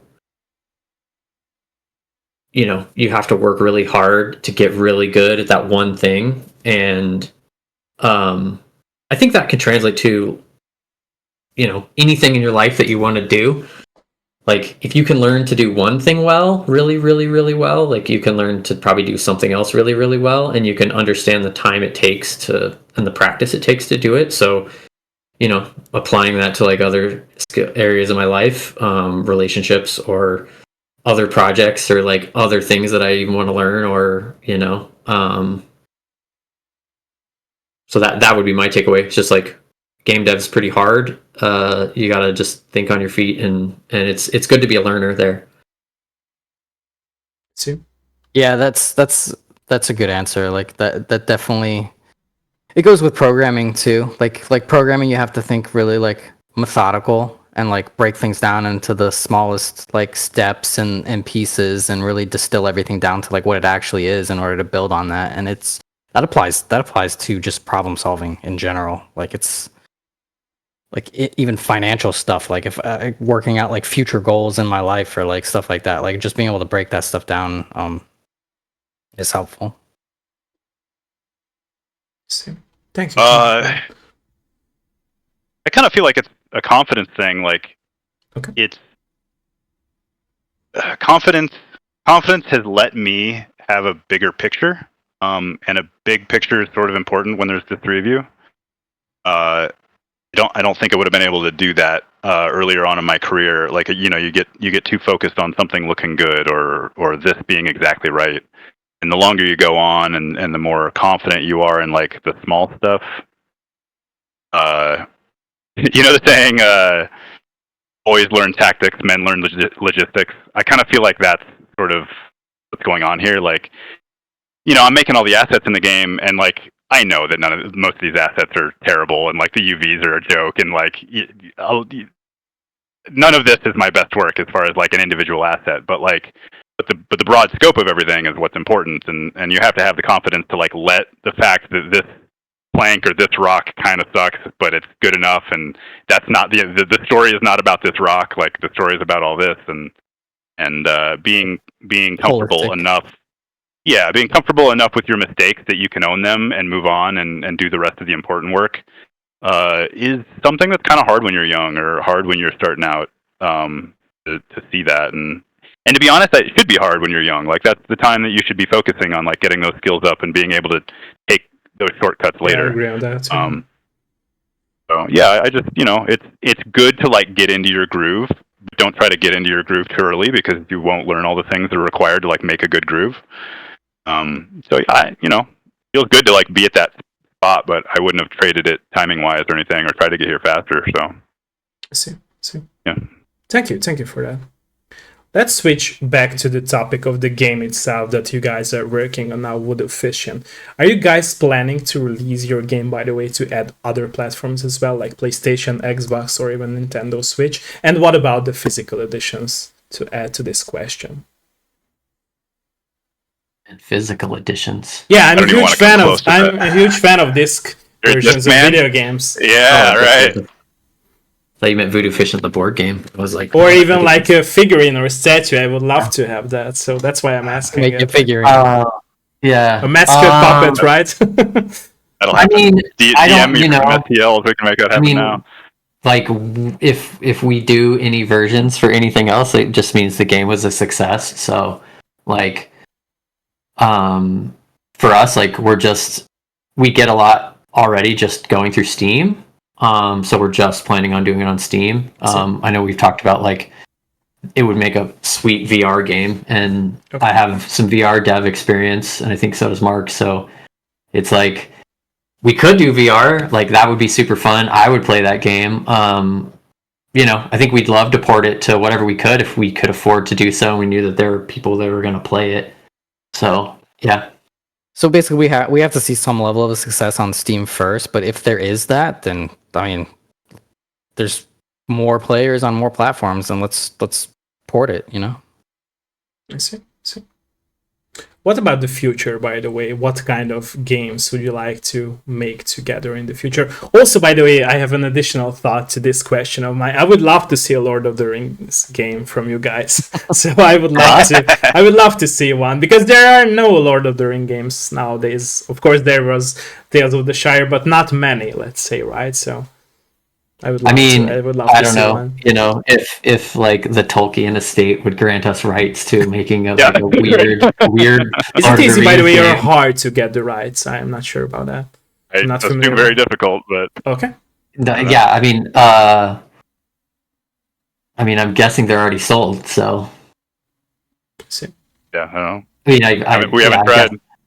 I don't know. I mean, for the How many Lord of the Rings puppets? yeah. I think for us, it's like we just want to make Well, the next thing I think we'd work on is Mark has a game that's like 90% done we want to work on. Okay. And which is like a totally different thing, but that sounds like a lot of fun. And like we really want to make the original game that we set out to make, which is like this Voodoo Voyage game. So it's basically like the same world. It's just a different game in the same universe, essentially, right? It's like fishing. It has fishing, but you're also like a co-op working together on this, infinite run of a river on a riverboat.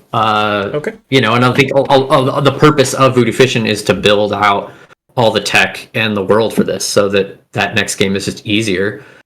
But after that, I think it's just I'm sure we all have 3 other ideas in our head of games we'd like to make, but I don't know. I think past that, that we have enough to keep us busy for the next couple years if we wanted to be, and we can afford to do so. And after that, like, I feel like it's not worth planning on, but it would be cool to just keep making games. I don't know, someone else jump in. That's my answer. Yeah, Voodoo Voyage has always been the next thing on our list. As far as like that was the original reason for Voodoo Fishing is Voodoo Fishing originally started as like a glorified lobby room for Voodoo Voyage, and so it's ballooned from there. But ballooned purposefully. It's all tech that we wanted and needed, and it's it's getting our feet under us as a new studio and making our mistakes early as far as I don't think there's any reason we have a limit or like a lack of ideas. It's just we've got sketchbooks full of random quirky ideas that we can do. It's just a matter of having the funding to do it, or figuring out a way to keep this train moving and make all of those if we can. Hopefully people buy our weird games. So hopefully people buy our weird games and keep coming back for more of them. Yeah. I want to see Lord of the Ring games, so yeah. Yeah. Okay. I think we can. No, go for it. Go for it. Sorry. Oh no, I was gonna say this first game, Voodoo Fishing. It's we have a specific timeline because it's like how much time do we afford to make this game? Like, it's like how long can we survive and make the deadline before we can't survive anymore, and then hopefully the game makes enough money to make the next game. Like, that's what we want to do. Like, just keep making games and make this sustainable. The goal is to make it sustainable. Yeah. We also have a hard deadline. Like, the game is going to be like whatever the game is going to be by Halloween. Like we're not. Unless it's wildly successful and we come back and keep it going, but that wildly successful is definitely the. Yeah, we're very practical about it. Like, I think we love this game and we love playing it. But like, we don't need to spend the rest of our lives on this game. Sure, understandable. Yeah. Like, we want to make the other game. Like, I want to make Voodoo Voyage. Like, that's the game I really want to make. This is just like a stepping stone kind of thing. So I think like we just have to get it out because it's like it's gonna sell better at Halloween, and it's right after we did Fish and Fest this year. So it's like we kind of took this idea and shoehorned it into like as many Steam Fests as we're gonna get into before we ship it in like the shortest amount of time, right? So like, hopefully that gives us enough wish lists for it to be successful, to be like worth 1.5 years of our lives or a year of our lives. Essentially what we've been working on this game since like full on speed since January or February. And we have a hard deadline. So it's like, that's going to be the thing, is like, can we land the plane? So I see. What kind of game, by the way, Voodoo Voyage is? Like, is it like a roguelike shooting game? You mentioned like it's a run-based game, or what? Yeah, it's essentially the same setting as our current game. Is you log in with a lobby of 4, and you load out and you jump on a boat and you head down the river and you work together to navigate to shoot enemies coming your way, to raid other sunken spooky areas, to raid raid other things. Like there's monsters, there's loot. So it's similar to Shipping Fools. It's just 3D and way bigger, right? If I can say that. Look at it. Yeah. It's an FPS. It's kind of Left 4 Dead-y. It's kind of like the core concept I meant to say is that like it's a roguelite on a boat. Yeah, I mean roguelite on a boat. And then you just go until you we kind of have some ways that we want to not make it so one and you're done. Like you can take elements out of the run, like you can take loot out of the run, you can take all these other things, but at the end of the day, it's like it's also just really fun to just hop in and play a squad-based game with your friends. At the core, that's what it is. Like I agree with that. Yeah, we are missing those nowadays, but they're getting there. We are getting also more nowadays of those games, but we also, I think, are missing like very like unique ideas based on these co-op games, in my opinion. Yeah. But that game's like really hard to build with 3 people. True. And like you need a lot more time. Oh man, it's insane. Like, and the fact that like the world is moving and you're on a boat and you're constantly making these really decisions and moving for players, like there's just so many technical hurdles to that like game design that we quickly realized like building it. And I was like, whoa, we're like, this is going to take us like the prototype was taking a long time. Right. So, we stepped back, reassessed. I mean, I think that game is doable. Like all this stuff is doable. It's just, Voodoo Fishin allows us to build like a character creator. It allows us to build like a fishing system and how we deal a lot of this stuff. Like how we treat the game kind of like a card game and we deal out fish, right? Like all the fish in our game are essentially like a card that gets drawn. I see. And put in a pile, right? Like the user never sees any of that stuff, but allows us to like expand that kind of elements into other game design in the future. Like we're building core tech for things, but yeah, I mean, I think we just we want to get to that bigger game, and it seems like a lot more fun. But we enjoy this game. I mean, I think we've kind of fallen in love with this game in a lot of ways. Like, oh, we're gonna make a fishing game. Well, we're gonna make a really fucking cool fishing game, like the fishing, unique one. Yeah.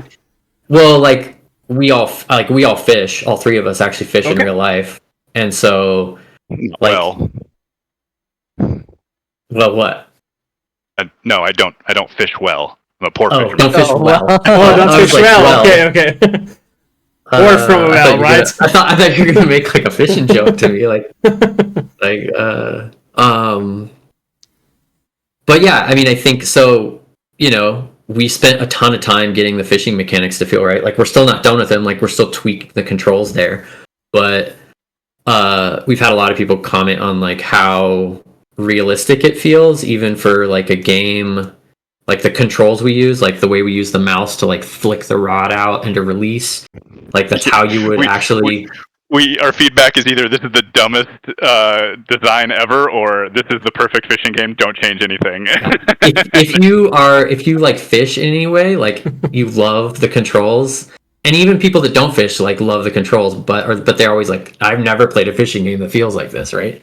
So, like we are trying to bring something fun and new to the genre, I guess. I mean,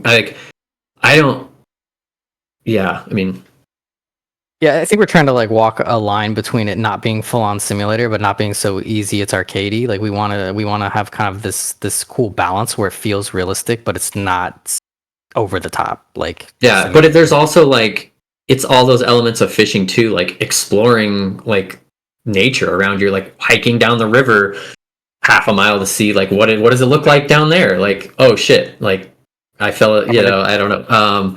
I fell in the water, got killed by a monster. Yeah, I mean, that might not happen in real life, right? Hopefully.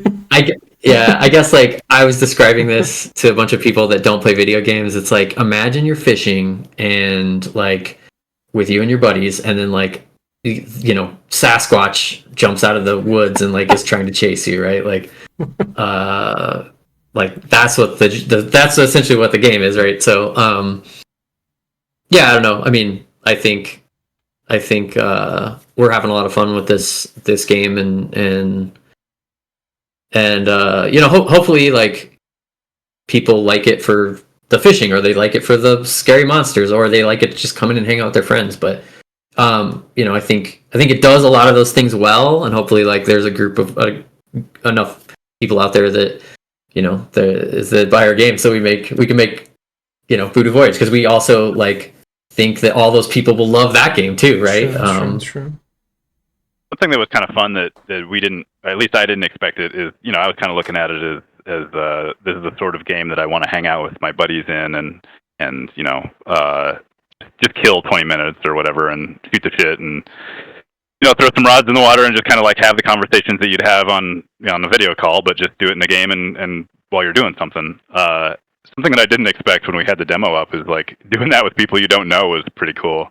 Like just jumping in and seeing some other guy and just like sitting next to him and throwing a rod in the water. You kind of do that in real life too, and it's kind of like the same sort of awkward, like, hey man, how's it going? Like, where are you from? And you get to have those real conversations that like they're possible in other games, but like they're not as natural as they feel like when you're just walking up to somebody and fishing. And so I'm kind of excited that we captured that like weird little bit of fishing in there.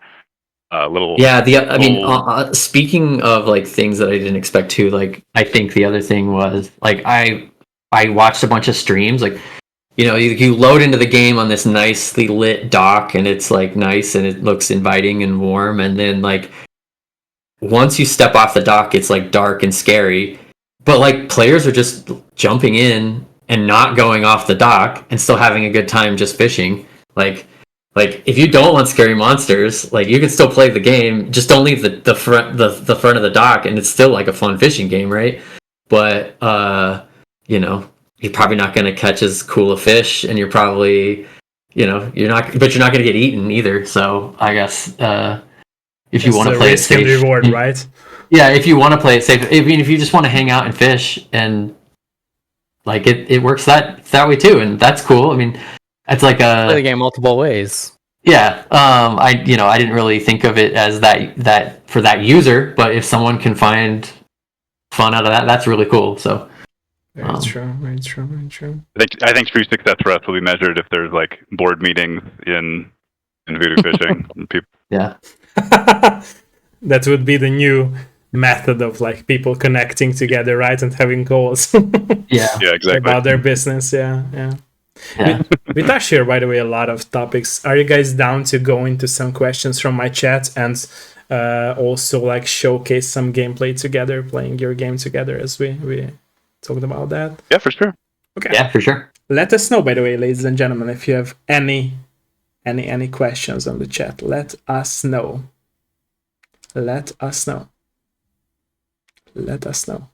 Here is the time to ask questions. Let us know. I'll bigger up my chats. Zana said you guys got this, and also the baseball one said I wish you guys the best. Mini has a question. Let me translate it. It's in Hungarian. From whom the character were influenced by in your game, and also which one of you is like the how to say it in English, like more invested in fishing in real life? Let's reshape the question. So these are the two questions which goes from Mini on the chat. Blake is definitely our expert fisherman. Okay. He's the best. I'm pretty good at walking around in the mud for a while. I'm only good at catching catfish because that's what we caught in the river where my parents live. So I see. Okay. And the other. What was the big? Oh no! What was the other question? What was the characters based on? Yeah. Like the main character, yeah. Well, we don't really have any main characters. I suppose we have like vendors and stuff. I think like she has like the puppets. Oh yeah, well, like where the idea the came mascots, from. yeah. I mean, like was it like based on a human being, real human being, or? No, I mean I think like we had this idea for this riverboat game, like in spooky voodoo world, and we were kind of trying to find ways to like make it funky, but and make it lighter than it is. And One not of have our to big be so inspirations from the beginning yeah. was Disney's Atlantis. Atlantis. Okay. Yeah. So a lot of our early concept art was kind of in a little bit more cartoony Atlantis style. And I don't remember what happened. At some point, somebody said, "What if these were puppets?" And we just like pulled up some Jim Henson, things, and we just kind of spiraled out of control and just like. So yeah, I mean, I know. Yeah, I mean, like it's like Muppets are a huge inspiration, right? Like, yeah. Same. Yeah, we did kind of toy with like how much Dark Crystal versus Sesame Street. Like there's, and we kind of put a little bit of both in a lot of different areas, and sort of made them our own puppets at some point. But yeah, there was just I think there's a lot of nostalgia for like the Dark Crystal Willow days, and just kind of the cool like art great artistry that goes into that. So even It's if it's like a like from a production standpoint, like it's somewhat like easy to hit that bar like really quickly of like making parts, like making things that looked, like Brett has pretty much made every single asset in the game. I mean, like if you play the game, like just like step off the dock and just walk around, like the level is huge and he's made this like giant level for one person, but like everything fits so well and everything feels like it belongs in this like it's kind of handcrafted but it kind of looks real because we're using like Unity HDRP, so we have like volumetric lighting, so we have I don't know all these like crude assets with like really good lighting and I don't know, or really stylized lighting. It just works really well. And I guess like when you're designing the game and the theme, like we've been doing it so long, you also have to like think like, well, how am I going to build this? So you try and just I think stylization helps in a lot of ways. So but yeah, I mean, long story short, just Jim Henson and funky 80s like IP. Nostalgia, just piles of nostalgia is how we answer all that. Mm-hmm. Thank you for the question and the answer as well. Thank you for that. Any more questions, ladies and gentlemen? Any more questions?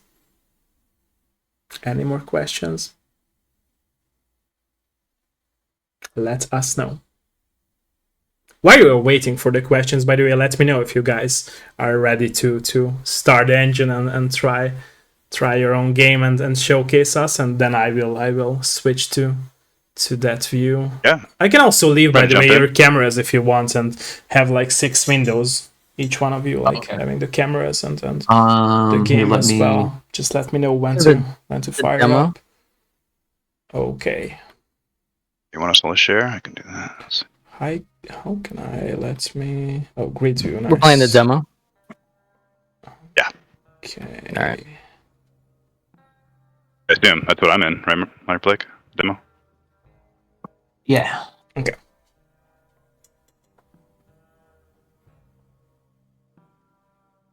Should I just host a public? How's that sound?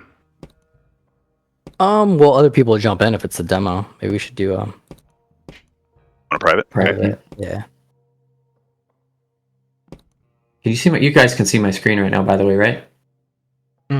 I see Blake's screen and Brett's screen. Yeah. I don't see Mar's screen. Yeah. All right. I'm in NDXVV. Sorry.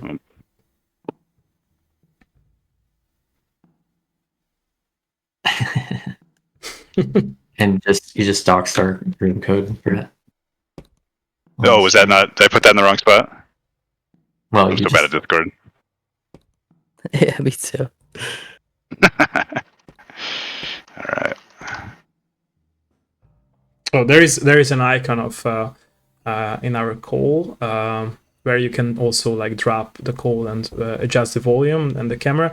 There is like this icon of like a window, and there is like a arrow on it, and there you can screen share it. We hear you twice, though, right? Oh yeah, we're gonna echo, aren't we? I'm gonna turn off mute in game. Yeah.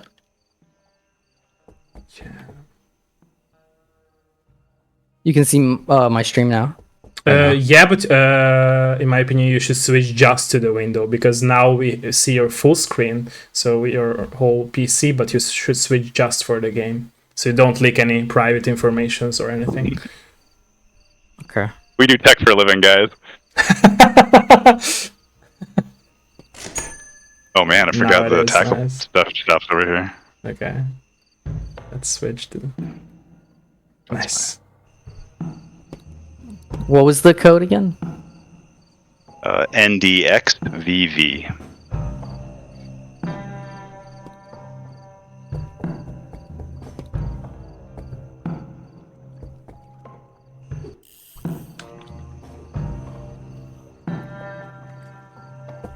We got coolers stacked.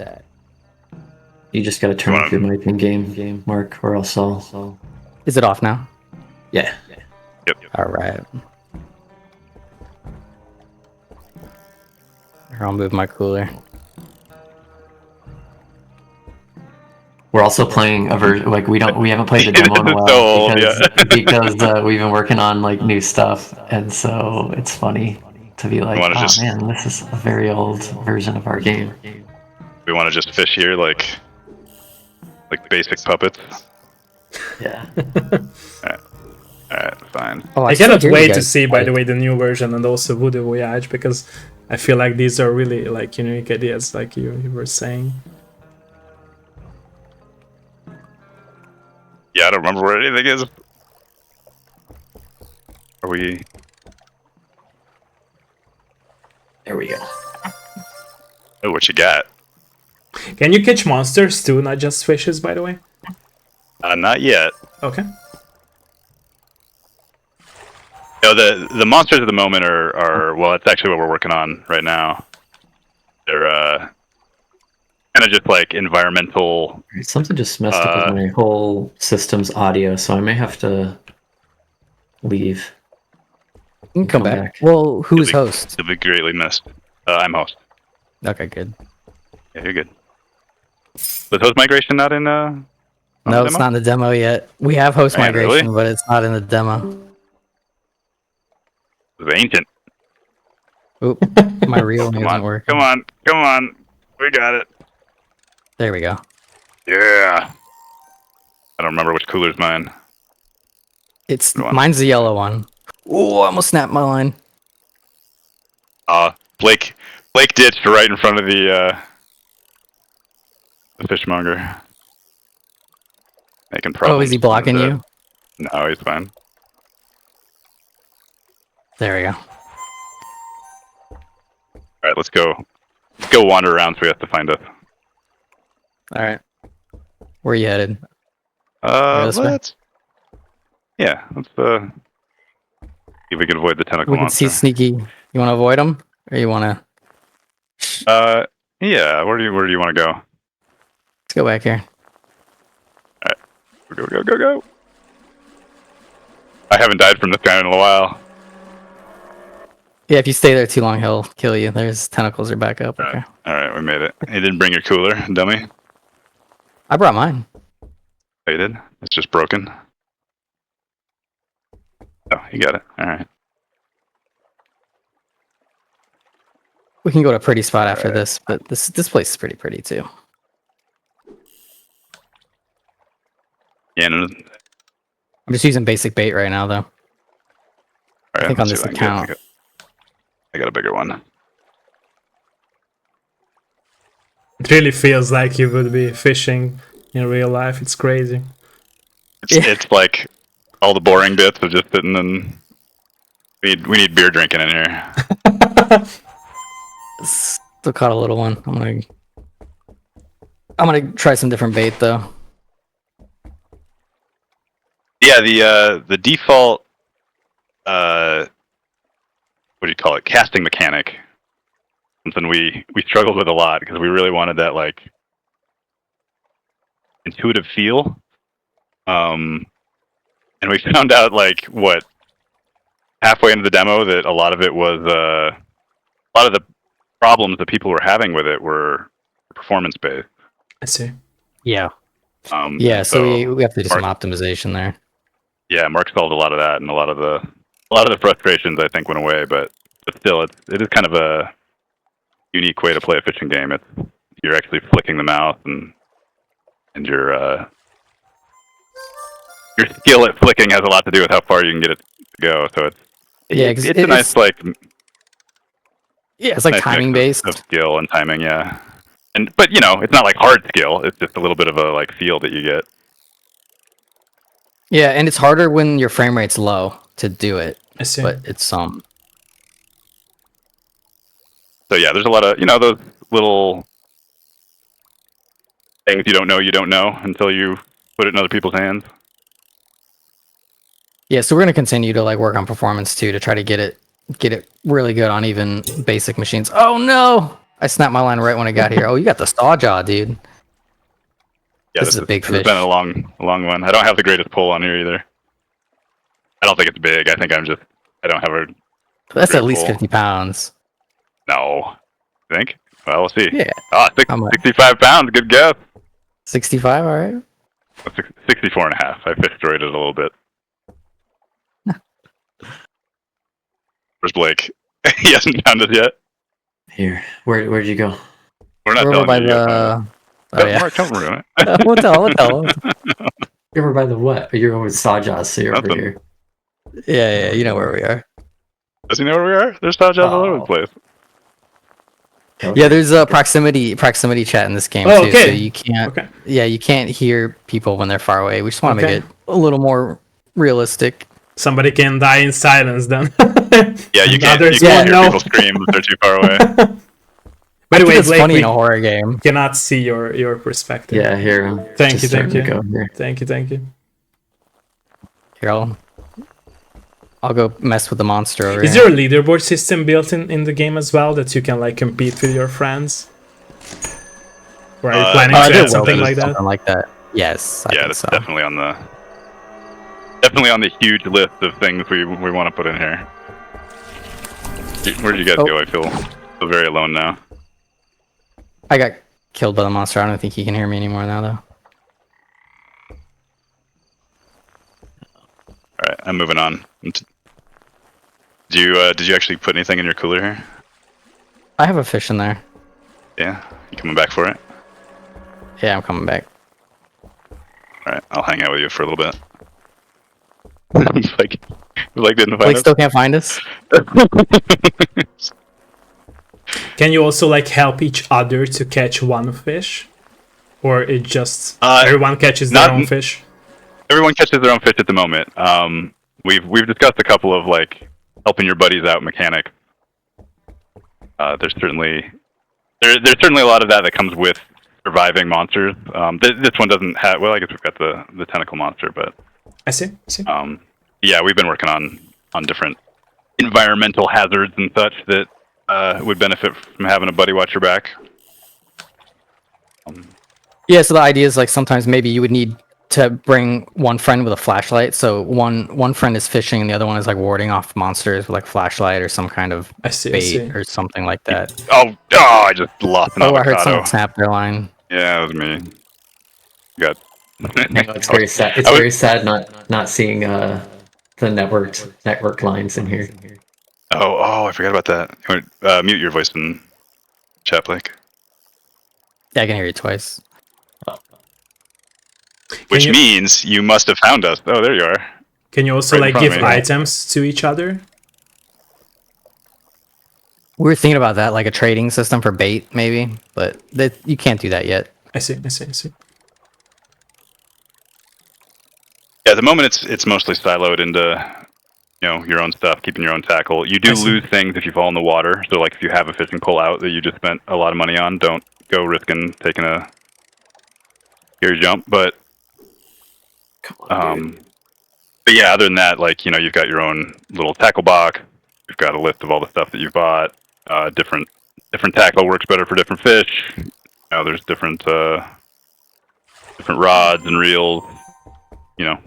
Fully upgrading and Yeah, spending so way the too much money idea on. is trying to figure out like what kind of fish you want. Like say there's a goal for what fish you want to catch. You have to kind of through experience know the kind of bait that attracts that fish and where they are. So I see. Currently in this build, I think we have the what do you call it? The fishmonger is asking for bounties, so there's a higher price for certain kinds of fish. So if you can go and find those fish, you can get better deal selling it to them. By the way, can you push each other into the lake of monsters? do you think we should be able to do that? Because that's a Sorry for interrupting you, by the way. Sorry, it's just seeing that you were standing behind your friend, so that's why I asked it. Yeah. To be fun to have it, yeah. Yeah, we're undecided there. Like, Brett really wants that feature. I am a little worried. Like, worried about over trolling. Well, yeah. I mean, we're worried about, like, you know, like, it doesn't feel good to have a really nice fishing pole and like someone that you don't really know. I guess maybe you just know that the risk of jumping into a public lobby. But at the moment, no. But it wouldn't be hard to do that feature. Turn on friendly fire. Yeah. Maybe the hosts can turn it on or off or something like that. Yeah. Yeah. What do you think? What do you think? Should we do it? He wants to shove people in the water for sure. I think it would be fun. I think it would be fun, yeah. Like, not always to do that, but yeah, it would be a fun addition, yeah. What if you had a cooler full of fish? Oh man. Yeah, no, you wouldn't talk to your friend for a while, I'm sure. You got like $200 worth of fish in your cooler. I don't know. Yeah. Yeah, you know, over. It's a balance. Yeah. Oh man, this fish is just not interested in what I have to offer. Will there be, by the way, public matchmaking, or you can choose between servers, or it's just the host base and you can invite your friends if you want to play together with friends? Like, can you go playing with other random players as well? And if yes, it's server-based or like public matchmaking? So yeah, I mean, we have public and private lobbies right now. Okay. And we have room codes, so you can join a public lobby if you have the room code. You can join a private lobby if you have the room code. Okay. You can invite. We use the Steam invite within Steam, so you can just start a game that way. We don't have servers, so like the host is technically, they're hosting the server for the game, so it's we don't have to pay any server costs on that, which is really nice from like a business standpoint. And two, like, so is it like a peer-to-peer system? Yes, and then but like, so we don't have all those issues of like server costs, and also just like all the things that come on with like if people want to dox our game or like DDoS our game and like spin up a bunch of servers, like it doesn't cost us anything. Everyone's hosting it, right? And they can play it forever, basically. So there is no server shutdown. Yeah. Yes. So like, I mean, that's the other thing is we've worked on. I mean, Brett and I worked on a game for 4 years that Lego decided they didn't want to host the servers and run the thing anymore. And we literally got hit up. Which game was that? Lego Universe. Oh really? They're not hosting anymore the servers? No, I mean it's been dead since. I didn't know that. 2013 maybe 12. I mean I forget what the game is. There are no servers for the game, really? There's a new game that is similar. That is not the one. It's basically Lego Universe, but anyways. Oh no, go for it. So I mean, as long as you own this game on Steam, like you'll be able to play this game, and that's something else that we really wanted to do, right? Like we don't need to, we don't have to host anything, so is it basically like you host the game as long as your internet's okay and everyone else is okay. Mark is like, we basically have the perfect system. He just got this host migration thing working, so like the game seamlessly switches hosts when if the host leaves, so I see. It's awesome. It's so cool. Yeah, it was a common thing to use this method of like multiplayer servers back on the PS3. Yeah. I remember playing a lot of Uncharted 2, and Naughty Dog had the same like peer-to-peer system, and it was good. The only issue with that was like if the host was lagging, the whole server was lagging. But yeah, it's avoidable in my opinion nowadays. Yeah, I mean you're not going to really escape that. True. But yeah, I mean, we have such a cool system. We're really excited for it. And the nice thing is like we can use this system for Voodoo Voyage, right? So it's like we already have nice. And I appreciate that, like I said, because the game can live forever. So even the Yeah. 4 people want to play, they can play it, right? So Technically, you can even play the Yeah. game by yourself. Like, True. Yeah, and the other thing is like, yeah, this game, you can play this game by, it's a single player game if you don't have any friends, and you know, which I think is unique in the space too, is like how many co-op games exist that have a legit like single player mode that isn't just like I agree. different and weird. Like, Yeah. like it's basically the same game. It's just not as social, right? Like, true. you know, I fish a lot of Oh. times by myself. It's not as fun as fishing with a buddy, but it's still fun to go fishing. So Very true. Very true. Yeah. I would also I gotta- just like to point out that one of our key features is not being shown here, which is that your puppet talks when you talk via proximity chat, and it's oh yeah, really sad to not see Blake yapping his mouth away. Oh, you don't see me? in puppet form. No, Oh, because yeah, that's because we had to right. turn you're off the muted in mics in game. the game. So, Yeah. Yeah. Well, I can see you talking right now, which is cool. oh, can you? Sorry. Oh, because I didn't turn it off. I just turned it down. That's why. Yeah, so we don't have any names. Like, if he's not going to tell me his name, like, the only way I would see it is if, like, he came out of his outhouse or something back there. So, I mean, it's a okay. little different. Right. You So know, I mean, no Yeah, you name gotta tags know about your the friends. person had. Yeah. All right. yeah, and we're trying to, like, make the UI as minimal as possible. And, like, see. right, like, the tackle box is very physical. Like, everything is, like, a real object in the world. I see. So, I mean, option wanna- screen is a little different. But, you guys want to go to a different area? I've been kind Yeah, of let's go move exploring. around. There's a, Yeah, this I mean, map's pretty big. the map is huge. Oh. So. What can you do with your Ooh. currency, by the way, in the game? Like, can you buy skins or can you buy other things as well? Right Currently, now, it's all just different tackles. Okay. yeah. For rods and bait and reels. Oh, and I died with fish. Did you die with that? You. I know my cooler. Yeah, the currency is just for buying like in-game gear that helps you fish better. I see. Right. So if you want to get, if a big spoonbill or whatever, like a larger fish in here, you're not going to be able to get it with the basic tackle. Yeah, I mean, the fishing rods in here are price. Like, let's see. some of the stuff's not This cheap. is $585. So like, right now, like the big grind is just for the better tackle, and it's see. still a bit of a grind right now. But I mean, I think we want to do different things. I mean, we don't really want to go the like any like DLC or like we definitely Just want want it to be like, one whole big package to have for Yeah, the players and to experience that. Yeah. So yeah, I mean, we might offer like we might offer a store where you can buy more puppet gear and things like that, but I don't think we'll have that in for the main game. So it's like basically it's just buy tackle, get better fishing gear, but you're gonna want to go out and get this fish, and you're not gonna be able to catch it on the lowest gear. And you need that fish. You need that fish to trade the witch doctor to get this special thing to get this other fish, which gets you to this other area It's a or constant gets you grind, to this. yeah. So I think I think that's quite like the money thing is enough of a lever for us right now for that. Yeah, I mean it's it's a simple game, but it's actually kind of surprising how much gameplay you get out of just trying to get the bigger fish, right? Very true. Very true. I Very mean, true. even in our Discord, we've got a bunch of guys that are still warring over like trying to get a 100 and what is it, 165 or 172 pounds, whatever it is. they're- Like some guy just like, yeah, it's just funny. Yeah, and to your point, it's essentially a leaderboard, but communities will find something fun to do regardless. Very true. All right, we going to the cave? Mark is leading me over to the Kraken area. Oh no! And then he died. All right, we're going to the cave. Oh, dude, right here. All right, well. I messed up the platforming. Yeah, never let Mark lead is the moral of that story. Yeah, I'm used to a We're just hanging controller. out at the end here. Without Did Blake die too? going into No, spoilers, yeah. by the way, what kind of features would you like to add to your game till the launch of 1.0?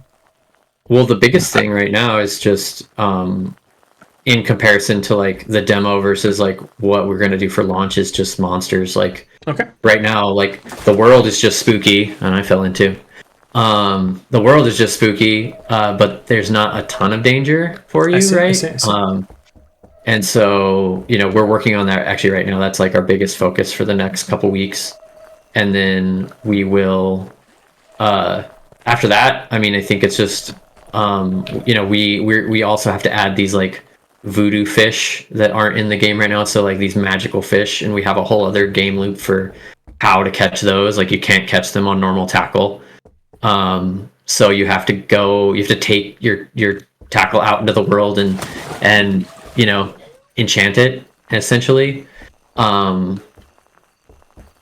So yeah, I mean those are kind of our next things, and those are the last sort of main core loop parts of this game. I guess we have a ton of more ideas that are a little less cemented in, but more monsters and more voodoo is essentially the pillars there.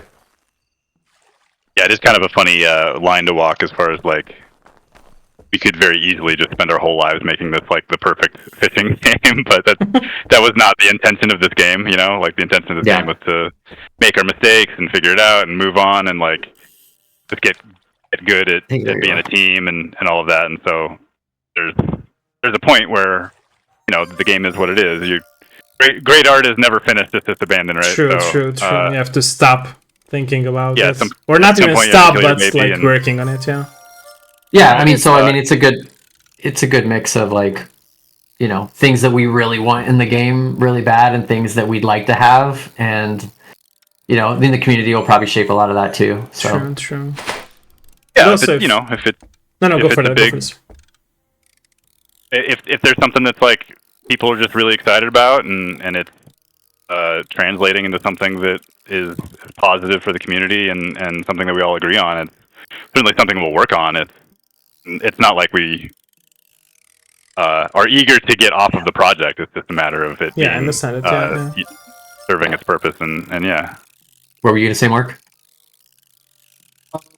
No, I was just saying. I think there's a lot of complexity you can get out of this game too, with like the fish are kind of like procedural, like the behavior and stuff like that.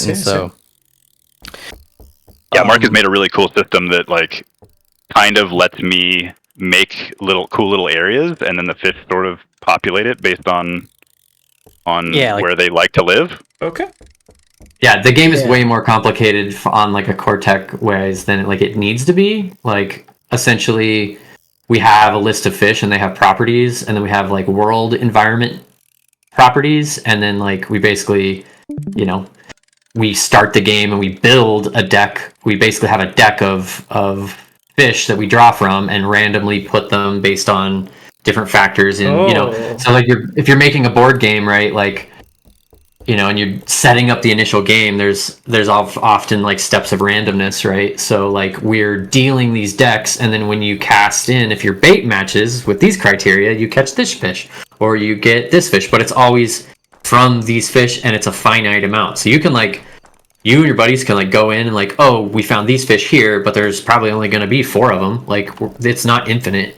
I see. So like you can fish out levels of the game. Like you can just take all the fish out of a certain spot. I see. You miss a fish, it goes back in the deck, right? Like we don't actually. It's a real card in the real fish deck, I guess. But players don't really know that, and we don't really think it's necessary to communicate all those things. Like you could feel that it's random, and because of the system and the way it is random, and you do get cool randomness at it. But there is also a level of predictability, which we want. Like we want players to know, like, oh, if I go here, there's sawjaws. If I go here, there's water tigers. If I go here, there's swamp dragons. And they're not like just here in this real time. life, right? So yeah, exactly. Just like when you want that level of expertise that you can just build from being in it, for the most passionate players, and that's and that's the other thing too is like we struggle. We're not really sure. I mean, we definitely are going to put like a encyclopedia in the game or like a journal. You just don't want to handhold them. Yeah, it's understandable. Yeah, and we may, I'm not really sure how we'll reveal those quite yet. My thoughts are like you're not going to get all the stats or all the things about something until you catch it. But the page might be empty, and it might give you a clue as to where to go find it or something, right? Or like what bait to use to fish for it, right? But like we don't want to, or if your buddy just knows, they can just fucking tell you, right? That's how fishing works, right? In real life, like, this is a really good fishing spot. Here's where your buddy will be the cheat codes for it, right? Yeah, and I think that's fine. Like we don't, but but we do want those realistic elements, and I think already that has provided some amount of like a good base layer of fun. I mean, we do have a good amount of players that have played this game for over 2 hours, and there's no real like directed gameplay currently.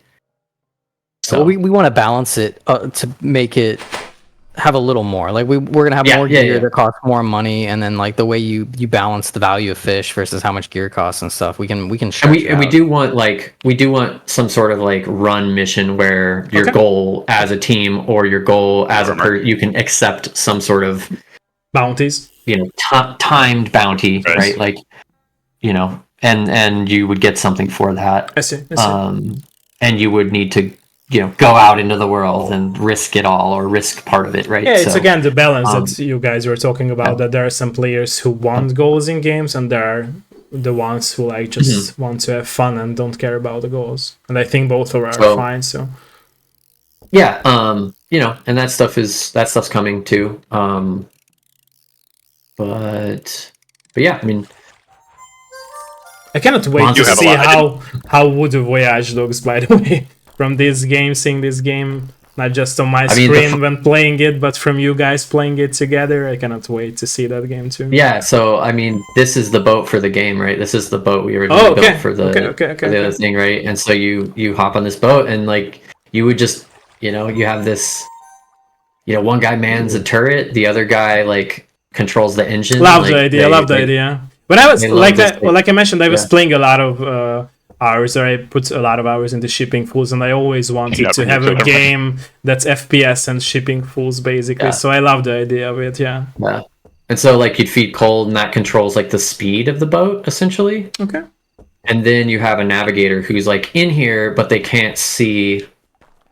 You see some. It's like a grid of the river, and the spotlight above. Here, like you control this spotlight, and that illuminates objects on the screen. That's crazy. So like, so it's like a weird.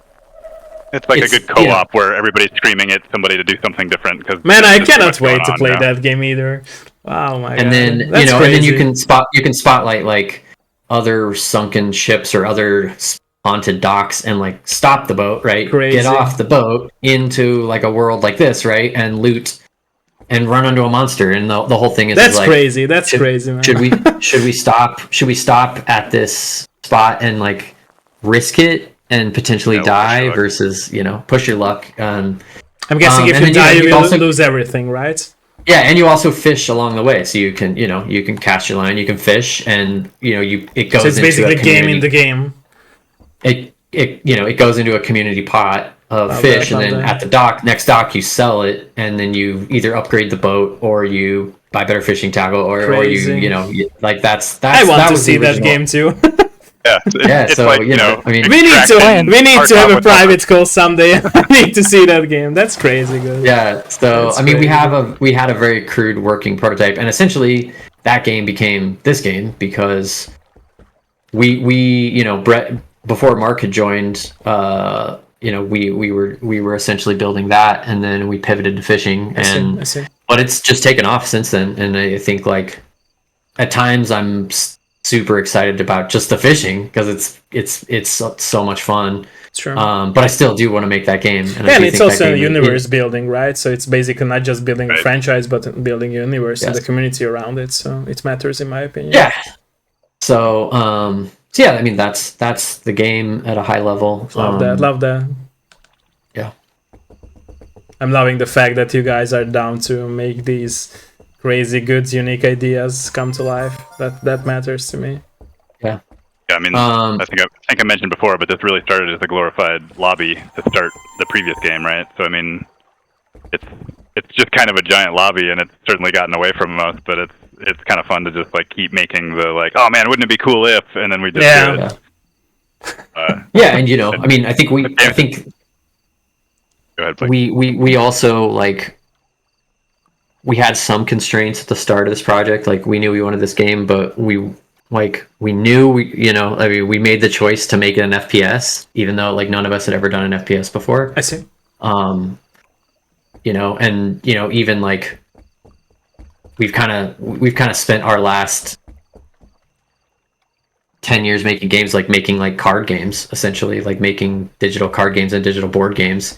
And so like this is, I don't know, it feels like getting back to like a real video game in a lot of ways. And that's not to say anything like discredit card games, but like a game that you can reach out and like everything feels like it's part of a world, as opposed to just like looking down at a bunch of squares on a tabletop, I guess. But I mean, it's like back to original game dev days, or even like the kind of art we'd like to make, just as like animators and artists. So, but I don't know. I think it's cool, like, to watch your buddies fish as a puppet and talk to him. It's kind of fun. I mean, it's just the mouth moving. Oh, sorry, There you go, mate. it didn't sync. It didn't quite sync very well, but yeah. We got.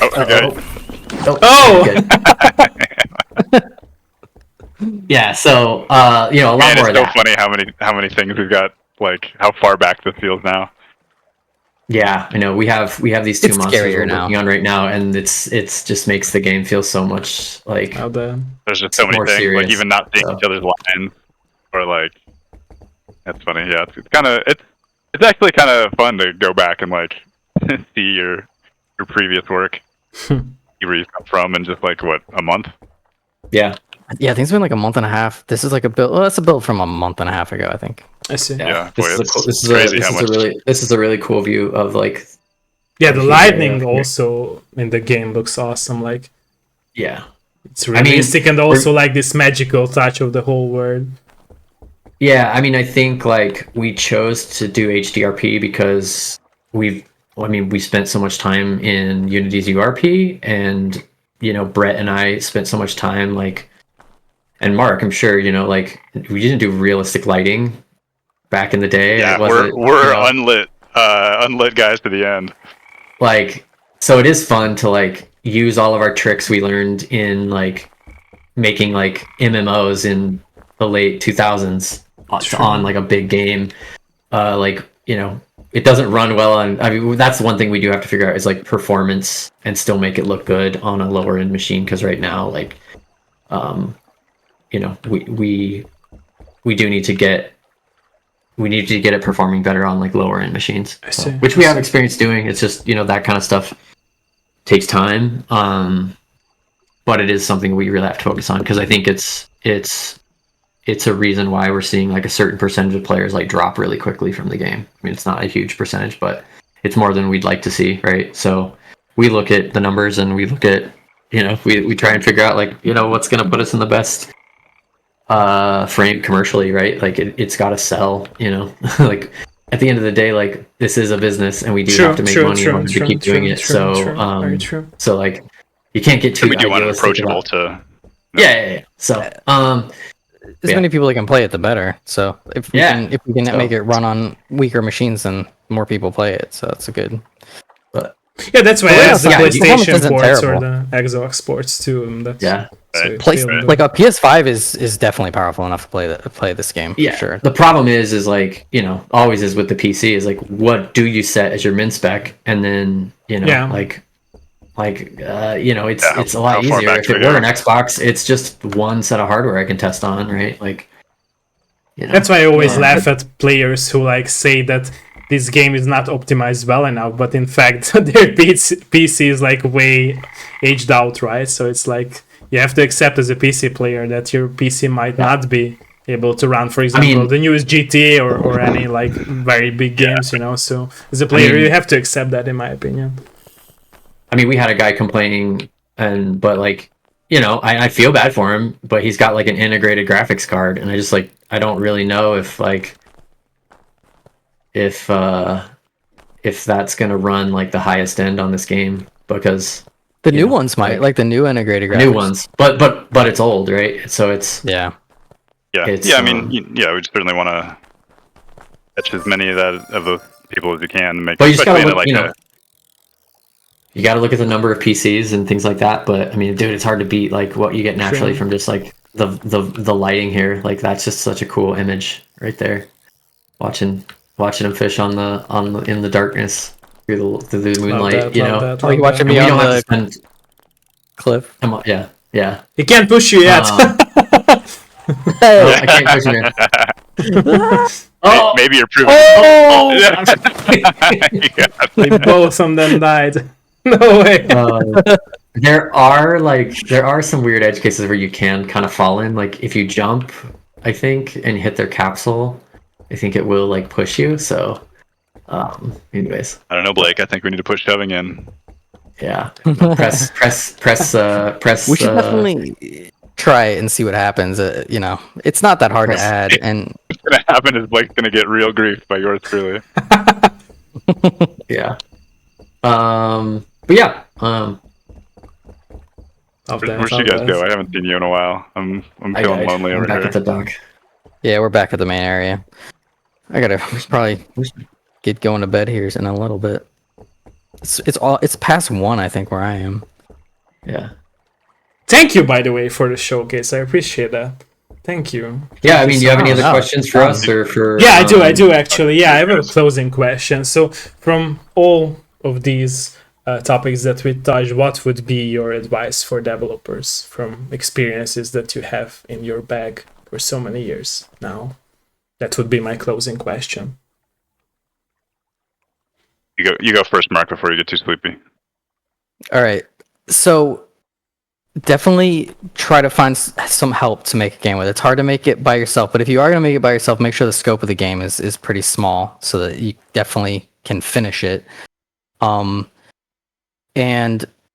I would also say don't count on making a game to like make you money. Like wait till you have enough money in order to support yourself for a while so that you can like be comfortable while you're making the game and focus on the game. Anyway, I don't know. I guess I would say that as far as indie developers go. I see. Thank you for that. What about you? I'm going to disagree with Mark and say, don't worry about money, just make a game. I think, man, that's a hard one. That's half true. Because, like, you have to have enough money to be able to no, you're totally right. Make it yourself. Yeah, like you shouldn't focus on like making money from the game, but if it's like a goal and you want to make a game, then just make sure that you can afford to do it and not make. Yeah, there's a tricky nuance to that because it's on one hand like if you treat something as a hobby, it'll always be a hobby. Like at some point you gotta take the jump and like sink or swim. Like do it because you'll swim. Like you'll make it work if you have to make it work. But there's also smarter ways to do that, right? Like if you, I'm answering questions and losing tackle like crazy.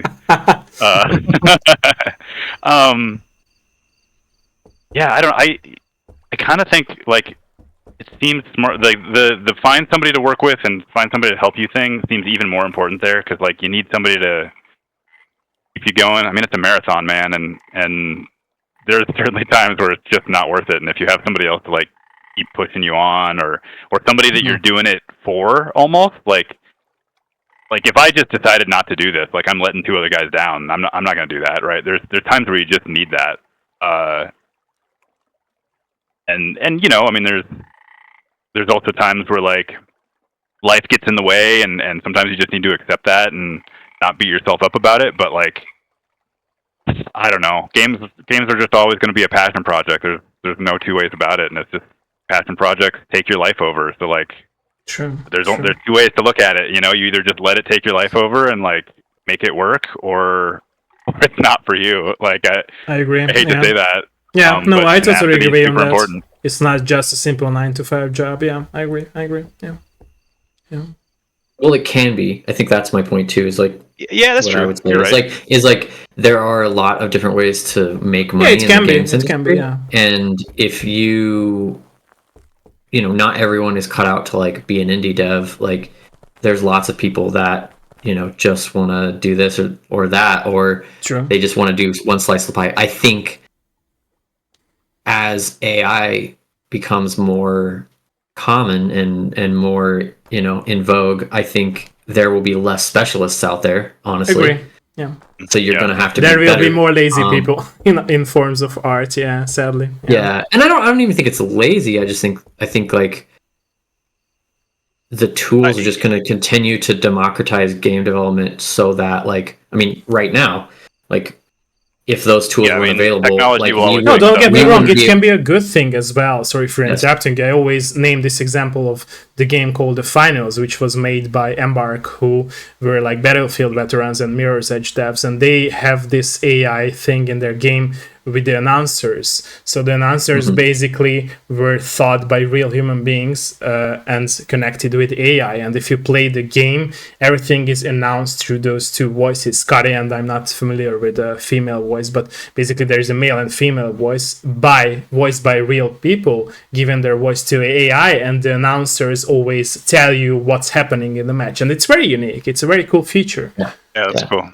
So, I mean, I think there's going to be more and more small game studios. I mean, I think, we're, the way that we're looking at it is like the three of us will probably, like, if we can just stay together, the three of us, we don't really need to get bigger as a team, because the tools will just get better, and we'll be the synergy can stay and evolve together. It's free of you. Yeah, which, if you can keep your costs down, I mean, you can do what you want. Yeah. True. And like, we don't have to go out and get like a bunch of money to build the game that we want to make, because we can just make it ourselves. I mean, we obviously need to pull in some amount of money, but the bar for success is low. So, I mean, I guess I would just say, like, painters paint, shooters shoot. Like, if you want to make games, make games. If you don't really want to make games, you probably won't make games. Like, there's lots of different ways to accomplish that goal. And you got to do something to do it. So I guess that was my point. That's my level of advice, I guess, or point would just be to That's a good point, though, Blake. Like, we're talking about indie development, but there's a lot of different kinds of development. You don't need to be like the super hardcore, passionate guy to like get a job in games. You can. It's competitive, sure, but you can get a game job that you don't love, and I mean, even indie development, like, sometimes it's just work, man. You got to just show up and do it. That's a skill in itself, right? Like, I mean, I have a friend that like wants to get into game development, and he's told me this, but he doesn't really have any hard game dev skills, and I'm like, okay, well, you should go and try and be a QA tester. Like, all these places, it's not a fun job. I didn't get into industry that way, but a good portion of the industry got in through QA. It's super necessary. I wish we had a QA person, like, on our team. I wish we could afford that. Like, it's super helpful. You learn great skills. And so, like, and that's how you learn. It's a good first job. It's a good first job. Like, go and try and be QA. Don't expect to work not great conditions, and it's not fun, right? Like, you're probably playing a game you don't want to play, and you're writing tickets, and you're being really detail oriented, and you get to learn how games are made from kind of this other angle that is like really the really most important part of game development, which is like, does this work? When does it not work? Like, and you get to kind of figure it out, and so I guess, like, go do it if you want to go do it, but it's can be hard to break into, but it's worth it if you really do like working, and you like working on hard things. And I think that's my biggest that's my biggest draw to the world is and what I do is just, I get to solve a different problem today than I solved yesterday. It's always a new task, boring. and it's never boring. Yeah. And I look for new problems. Like, we started this game, and it was like, but that's how you can evolve as a human being as well, not just in game dev, but everywhere, right? So yeah. And you get to wear a lot of hats in indie development. And as a QA guy or something, you get. What's that, Blake? Hats you do and don't like to do. Like, I'm, I'm like sure. the resident sound guy, but I actually like doing sound, even though I don't, I don't. Like, I never thought I would enjoy doing sound, but it's kind of fun. It's a different change of pace, and every once in a while I get to pop over and do some audio, and like.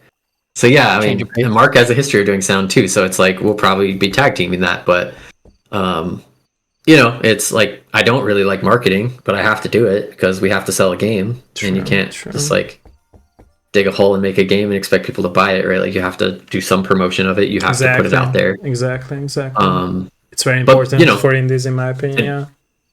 And that's the thing we're probably learning the most at right now is like, we've made games, we've shipped, dozens of games, but how to promote them.